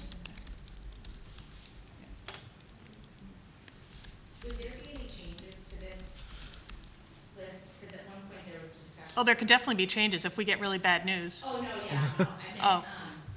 well, yeah. Let me rephrase that. Sorry, Stacy. Yeah, sorry. So at one point, there was potentially a discussion about fourth grade dollar reduction on that big budget sheet. That wasn't in here? Yeah, so essentially, where that comes from, we're reducing one position for Oh. the Spanish immersion class. Because But there's we still need the same someone number of certified to teach it, sections. There'll be that same number of sections. Yeah. So The, it's still five, but one would be added to make it six. no, No, it's gonna be 5, 4 English, 1 Spanish. Going into five, four, she's right. So you are reducing a fourth grade. it's the same number there are. Five teachers, No. correct? Right. Fourth grade. Correct. So the way it is now for third grade, there's 6 teachers, so 5 are non-Spanish immersion and 1 is Spanish. Correct. So moving up to Fowler, it would be a total of 5, Correct. so 4. Which is the same way it's been for many years, Right, as I understand. and it's reflected in the numbers, it's No, the, because it's 5. It's 5 non-Spanish immersions right now in Fowler, right? But it's gone from 6 third graders into 5 fourth graders for many years, is my understanding. They're gonna get the same number of kids. Right, so it's not the same. It's no. Well, we will lose one, as we have every year we've added to the program, 1 English-speaking teacher to Yeah. Spanish. No, I think there If we was didn't have questions. immersion, we'd still go At the from 6 last to meeting, 5. there were questions as to whether we should increase, and when we showed them the data in that budget document, the average class sizes projected for next year in fourth grade represent a 20-something class size. It's gonna be 25. Well, I don't know what that number is, because I don't have that document. I'll pull it up. Maybe you can pull it up again, and maybe it is. But it was part of that chart that, But I think that should be, because it technically is a reduction to the fourth grade. I understand what you're saying, but you're taking 5 non-24. So we're losing a person that's there.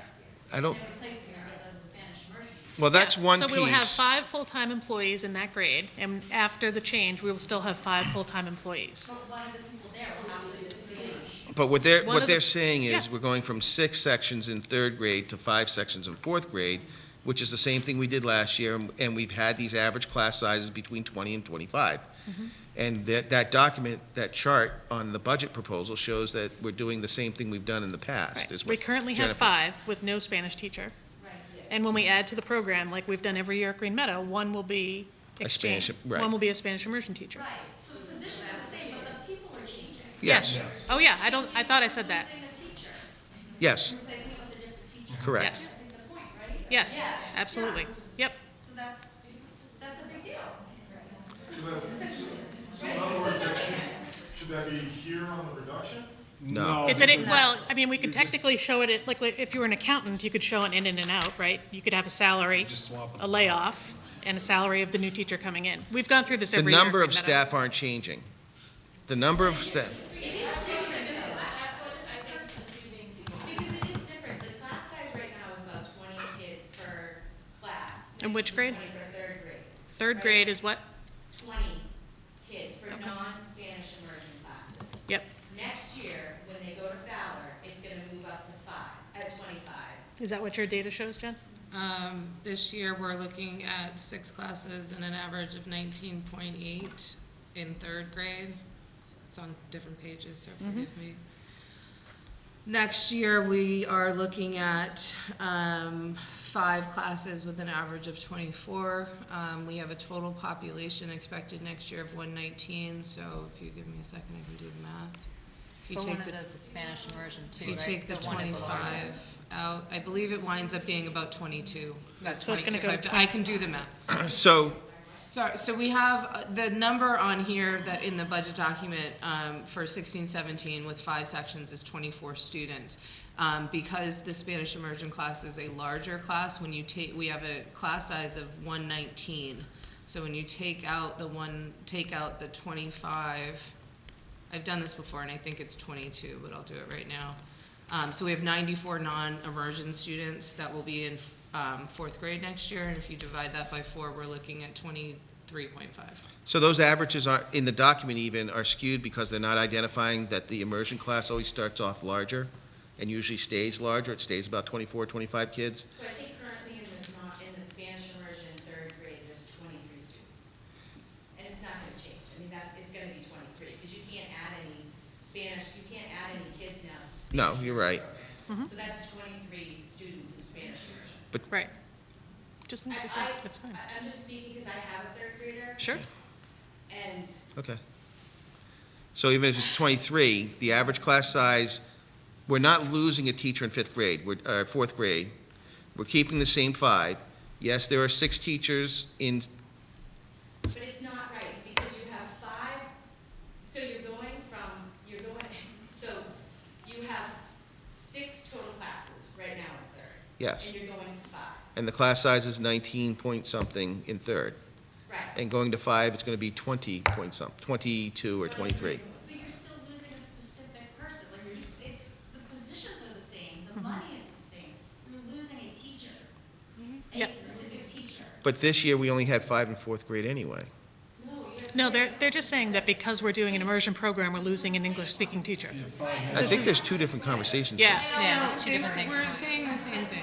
Okay. There's 2 concerns. The one concern is the layoff of the individual who Right. is here. Right. We get that. No, I've heard That we all And get. Now that we're has been hearing- the case before. The Right. second concern is the concern we heard about the third grade class the last time we talked about this with Right. the, Being challenged. so, and I don't, you know, Yeah, no, I think we're hearing you. Okay. and so there's that piece of it. Ms. Dunn? One last final thing about the class sizes at Green Meadow. So I heard, Mrs. Gaudette say that the lower class sizes, does support classroom performance, 16 to 18 range. Not taking into account that the social and emotional needs, which we all know have increased. With that said, the 50% meeting gains, which means the other 50% have not met gains, correct? So we have Title I already in place down there based on our mean income of 79,000 in town. I assume that's how the grant is funded. No, Title I is low income. Right, so we're at 79. it's not free and reduced lunch anymore, whoever said that. No, it's, which is why we increased. So in the past years, I don't know if we want to get into this, in the past years, we had about $80,000 in Title I, which is why it was crafted as it was in the lower grades. Because they changed the way they're allocating the money, we got a significant increase this year. We're at about $155,000, we're expecting that to maintain. And that is at an expense of the urban districts, by the way, the suburbans. The way they classified it, there's only one pot of money at the state for Title I. The way they reclassified it, we actually got more, but it was at the expense of somebody else. Just want to add that out there. That doesn't bother me. Okay, just throwing it out there. But it is one pot of money. That's important to know. We have the Title I put in place already, and we already have a math coach. So the only variable that I can see is the large class sizes. So we're at 23, 21, 20, and 21 in first grade. So if we have all the other things in place, and the kids are still 50% meeting gain and 50% not meeting gain, to me, the only variable there is the larger class size. So that was the conversation that we had with all of the various constituents when we had the meetings. And we can bring the data, I don't have it with me in regards to the title, to looking at I believe it's the Dibbles, it might not be the Dibbles, data that we saw. Essentially, one of the things that we're wondering and hypothesizing about is if we've done what we can in literacy, because we're looking predominantly at the literacy data since that's where we've had the intense interventions that Megan and her staff have been able to provide. So in looking at that literacy data, the question is, have we done what we can in terms of providing that Tier 2 support, and so the work needs to be done at the Tier 1 level, which is what has happened at the Fowler school with the work that they've done since they didn't have the tutors and the specialists to go in and work with students. So that would be the question, and that's where that was the debate. Do we put more resources into lower class size, and is that going to get us the gains and the needs that we have, or do we need to do something differently within that Tier 1 instruction? So, You were talking a little while ago about class size and it going by, it doesn't necessarily go by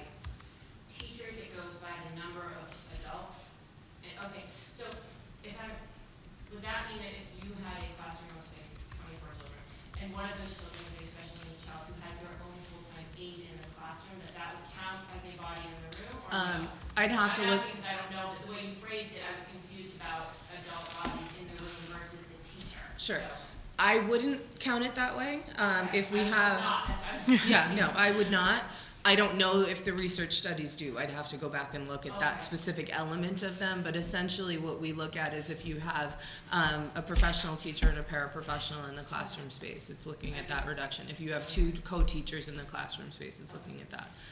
So no, if there was a one-on-one aide, I would not count that. But if there's a Title I aide Right. who's taking small groups of students in that classroom, then you have a 2 to so many student. So then that would count, that would be. Well, it's not that it counts, it's a consideration is how many staff do you have in total? The consideration, so the state does a lot of data, they crunch a lot of data. So at the high school, because every class is so different, oftentimes they'll put the data out as the teacher, staff to student ratio in the classrooms.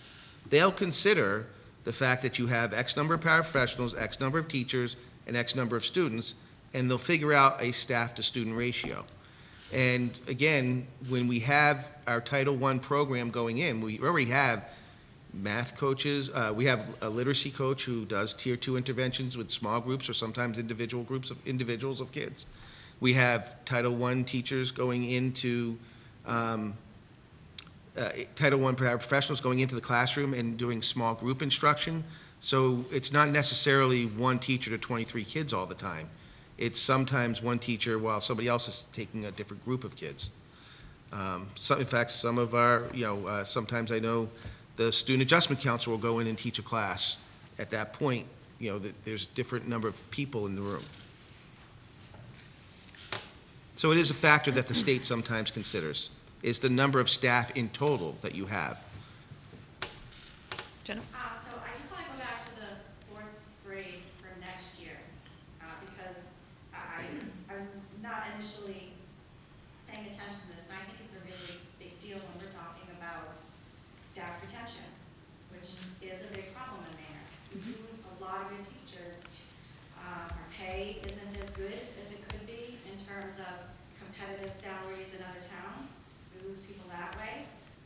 And then when we have a reduction in force and we lose somebody good, and then a couple of years later we need a increase in force, and then we get somebody new, and we're spending all this time and money on training these teachers, all the professional development that our district does, which is, I don't really know what the comparison is to other districts, but I know particularly in social emotional, there is a lot of professional development investment.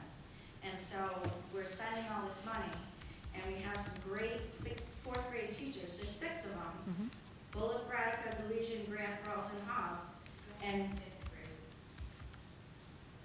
that's not what the Fowler website says.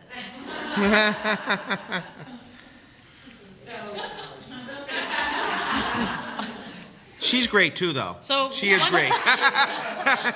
She really is. She really is. She's wonderful. So part of my job is to make sure so part of my job is to make sure we never get in trouble and get sued, and we can't talk about individual teachers, even if we're saying good things. So I just, just wanted to say the names because there was this big debate on whether or not there was really going to be a reduction, but there really is going to be a reduction. So one of these awesome people is going to go. well, that goes to union rules for seniority, to be honest. So that's what I want to know. Is it the lowest man on the totem? You'd have to ask the union. We don't know. I don't personally, I'm not going to speak to union issues. Yeah. But yeah, So no, we- I'm not sugarcoating it. We are absolutely going to be having a Spanish immersion teacher in 4th grade next year. And to be honest with you, and I know it's difficult because we're all in the immersion program, we have a lot of different kids with a lot of different things they benefit from the schools, whether it's special education, band, sports, the new Spanish immersion program, the fact that we're trying to roll out nature-based learning to all the students at Green Meadow. I'd like us to not go down the road of picking up and picking on individual programs. I'm just going to make that request. You can ignore me, but That's not what I'm talking about. I'm talking about, if I would just finish. Oh, Yeah. I'm not talking about a program. I'm talking about People. staff retention. no, I Yeah. know. But we And knew. so- Regardless of. No, I know. But But we I'll- knew going into this program that this would happen each year. I'm just saying. And this wasn't even the school committee, that decided it, just to be clear. We're all newer than that. No, I know. So I'm just saying, like, I get it. That's fine, but I really like what Sullivan had to say Right. about taking Yep. manage and growing the people that we already have here. Oh, totally, absolutely. So if I was low man on the totem pole in fourth grade this year, you can bet your sweet booty I would have been looking for a job starting last fall. I mean, is that what we want? No. I just think No, that- but again, the issue here is, this is a situation where, as an overall enrichment to our school district, we offer a Spanish immersion program, which has really elevated the Maynard School District, when you look at all the towns. I haven't even mentioned immersion once. Yeah, no. You were the ones No, that- I understand what you're saying, but what we're talking about, the issue, what you're saying is that you're taking a person out for. Additional reading specialists and math specialists. These are the people that we should be looking to first.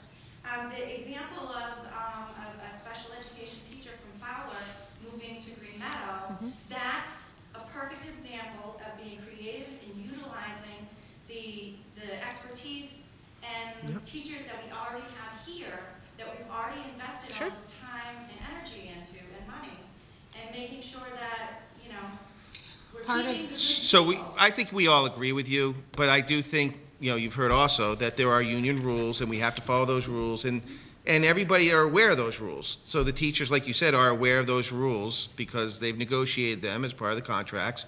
And I'm probably the only one not aware of the rules. of the rest of the public. yeah, but we are all trying to do, and we are concerned about losing good teachers, and we They're do. good questions. Every year, we do try to figure out how to retain teachers, and we do our best, but they have to make a decision for the system. Yeah. We have to give them advice on that decision. Our community gives them advice on those decisions too. And so, Absolutely. yeah, but we all agree with you.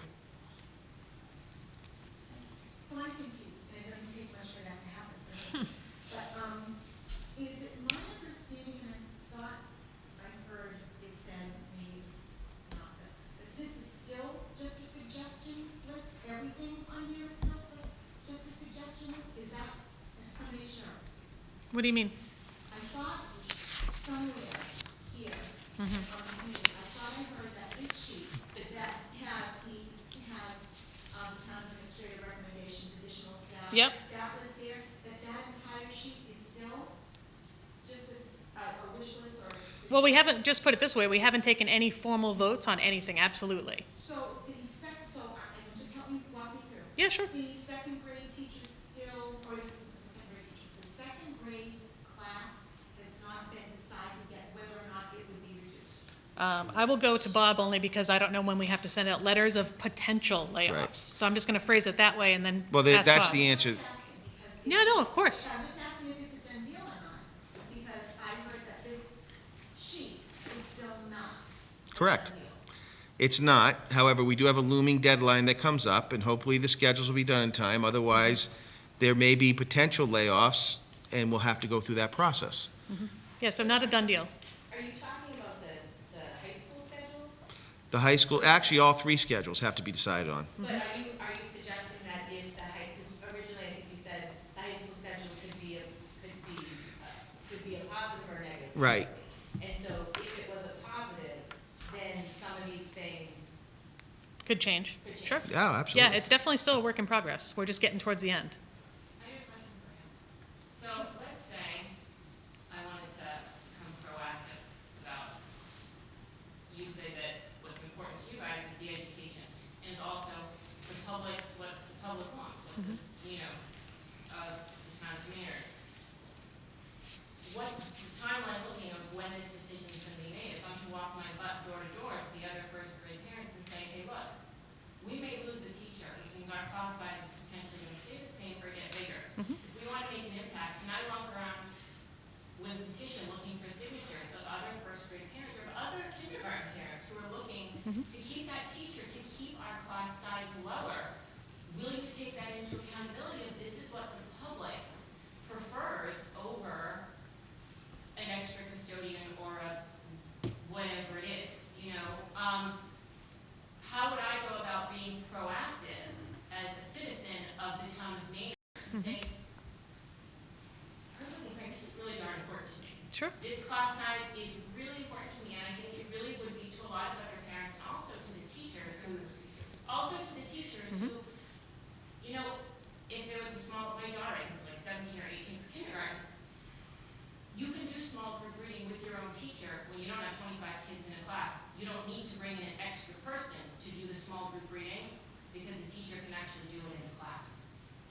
And that actually means that you sort of need less paraprofessionals, because you've got a smaller class size, and like, Ann referred to, if we're doing, it's a great system, you offer lots of support for kids who are lagging behind, but if 50% are still not meeting the bar, you know, something, I'm just saying, how would I be proactive about getting the voice of the Yeah, I think what you've, I think by the if, school committee, that this is important to us as citizens to have smaller class size? yeah, I mean, I think what you illustrated is certainly, definitely a path anyone could take about any issue in town. I think that's And great. as far as the timeline, I would say we have a budget hearing coming up.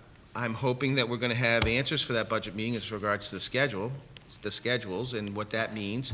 Or we may be at the point where we can't work with the union to figure out what the ultimate solution is, or we're in the process. Sometimes those take longer. We might have to say, well, we're going to do these layoffs until we figure out where we're going. That could be happening at that budget hearing. It could happen at the meeting after that. So I would just start as soon as possible. Sure. And then have your information and share it. Because we appreciate all information. But you would have your information, but it's got to come at a cost. They're going to have to figure out what the priority is. Is it the custodian? Is it the technician? Is it whatever? All we can do is give them the data that we know as far as what staffing costs, what are the positions that have been requested, what is the data regarding the norms. That's the kind of stuff that we can do to help advise them. So I would just start as soon as possible. And when is the budget? The budget hearing is April 26th? 28th. The last Thursday of the month. Sorry. Can I just ask a clarifying question about the current shifting of resources for the special educator at Valor to Green Meadow? Are we talking about people resources, or are we just talking about money resources? No, we're talking about, right now, there's a lighter caseload of staffing. There's a lighter caseload of students to special educators at the Fowler. Right. There's a need for a position down here, so we have to look at the union issues and the certifications to figure out if it's a matter of just moving somebody down, or if it's hiring somebody and resources. We have to look at that. And that's the kind of thing that we work with the union. We always look at certifications with the union and seniority on every issue we do. Colleen actually does it, so she's really good about that. Stacy? So I just want to bring up the fourth grade thing, hopefully, for myself one last time. And I know that you have kids in Spanish immersion, and I'm not criticizing the program. I think it works for families that it works for, and, families that don't choose it, they don't choose it. However, in moving through the program, so my son, who's in third grade now, was part of that first crew that, was with the Spanish immersion. I don't believe that there's ever been a reduction. So the class sizes have always been 5 non-Spanish immersion and then adding a Spanish immersion each year. So when we go from third to fourth, it will truly be a change in that. Not an increase. It's not going to be a reduction of the staffing we have, but it will not be an increase like in the past. I agree the body, like, I think she's trying to say The class size. Yeah. I heard you as class size. classes is reduced, not Right. necessarily staff, Yeah. but the number Right. of classes has been Got it. reduced. Yep. Right. And I do know, and I think this is what parents had brought up at the last meeting where that kind of discussion was here, is that the third grade class, as rated as it is, they're wonderful children, it is very challenging class. And so I think that from that class going from third to fourth, especially increasing in that class size, there's gonna be some challenges. And I think that there needs to be some planning. I would highly suggest some planning for fourth grade before next year, because I just think that that's gonna be a big issue. Fair enough. Thank you. Anything else? Jen? I just had a quick question for Jennifer on the strategic plan. So, if I'm reading it correctly, is it a bottom-up approach? So you start with the foundation and then the bricks go from the bottom to the top? No, Or they're in no particular order? they are in alphabetical order. They're in alphabetical order. And that is done intentionally because we had, in the conversations, particularly with the staff, there were people who wanted the pillar one moved to the middle and the other pillar moved to the outside, and then different bricks in different orders, and there was no consensus on sort of where things should be. And I found myself even, I was fine doing alphabetical order on the first two, and I told Bob tonight, on the last one, I'm like, no, but it doesn't make sense in that order. But we did it in alphabetical order, unless I made a mistake in the alphabet. And if I did, that was not intentional. I think that would be something good to put on there. I know it's kind of annoying to put in alphabetical order, but when I first look at something, I read from top to bottom. Yep. So I read from top to bottom, where actually research-based practices and data-informed is really the foundation, so that's why I was wondering if it was bottom. So that was why, it's meant to sort of be a visual of a building, and the foundation is our research and best practices, and this is our vision, and it's up top, and these are the things that are holding it up, but the order in which those will happen is not, is done alphabetically. So I can add that to the description. Thank you, yeah. I would have known, if I was reading it, I would assume that it's going, just top. Sure. Anything else? Members' comments? Motion to adjourn? Motion to adjourn. I second the motion. All in favor? Thank you, everyone. Thank you. Thank you.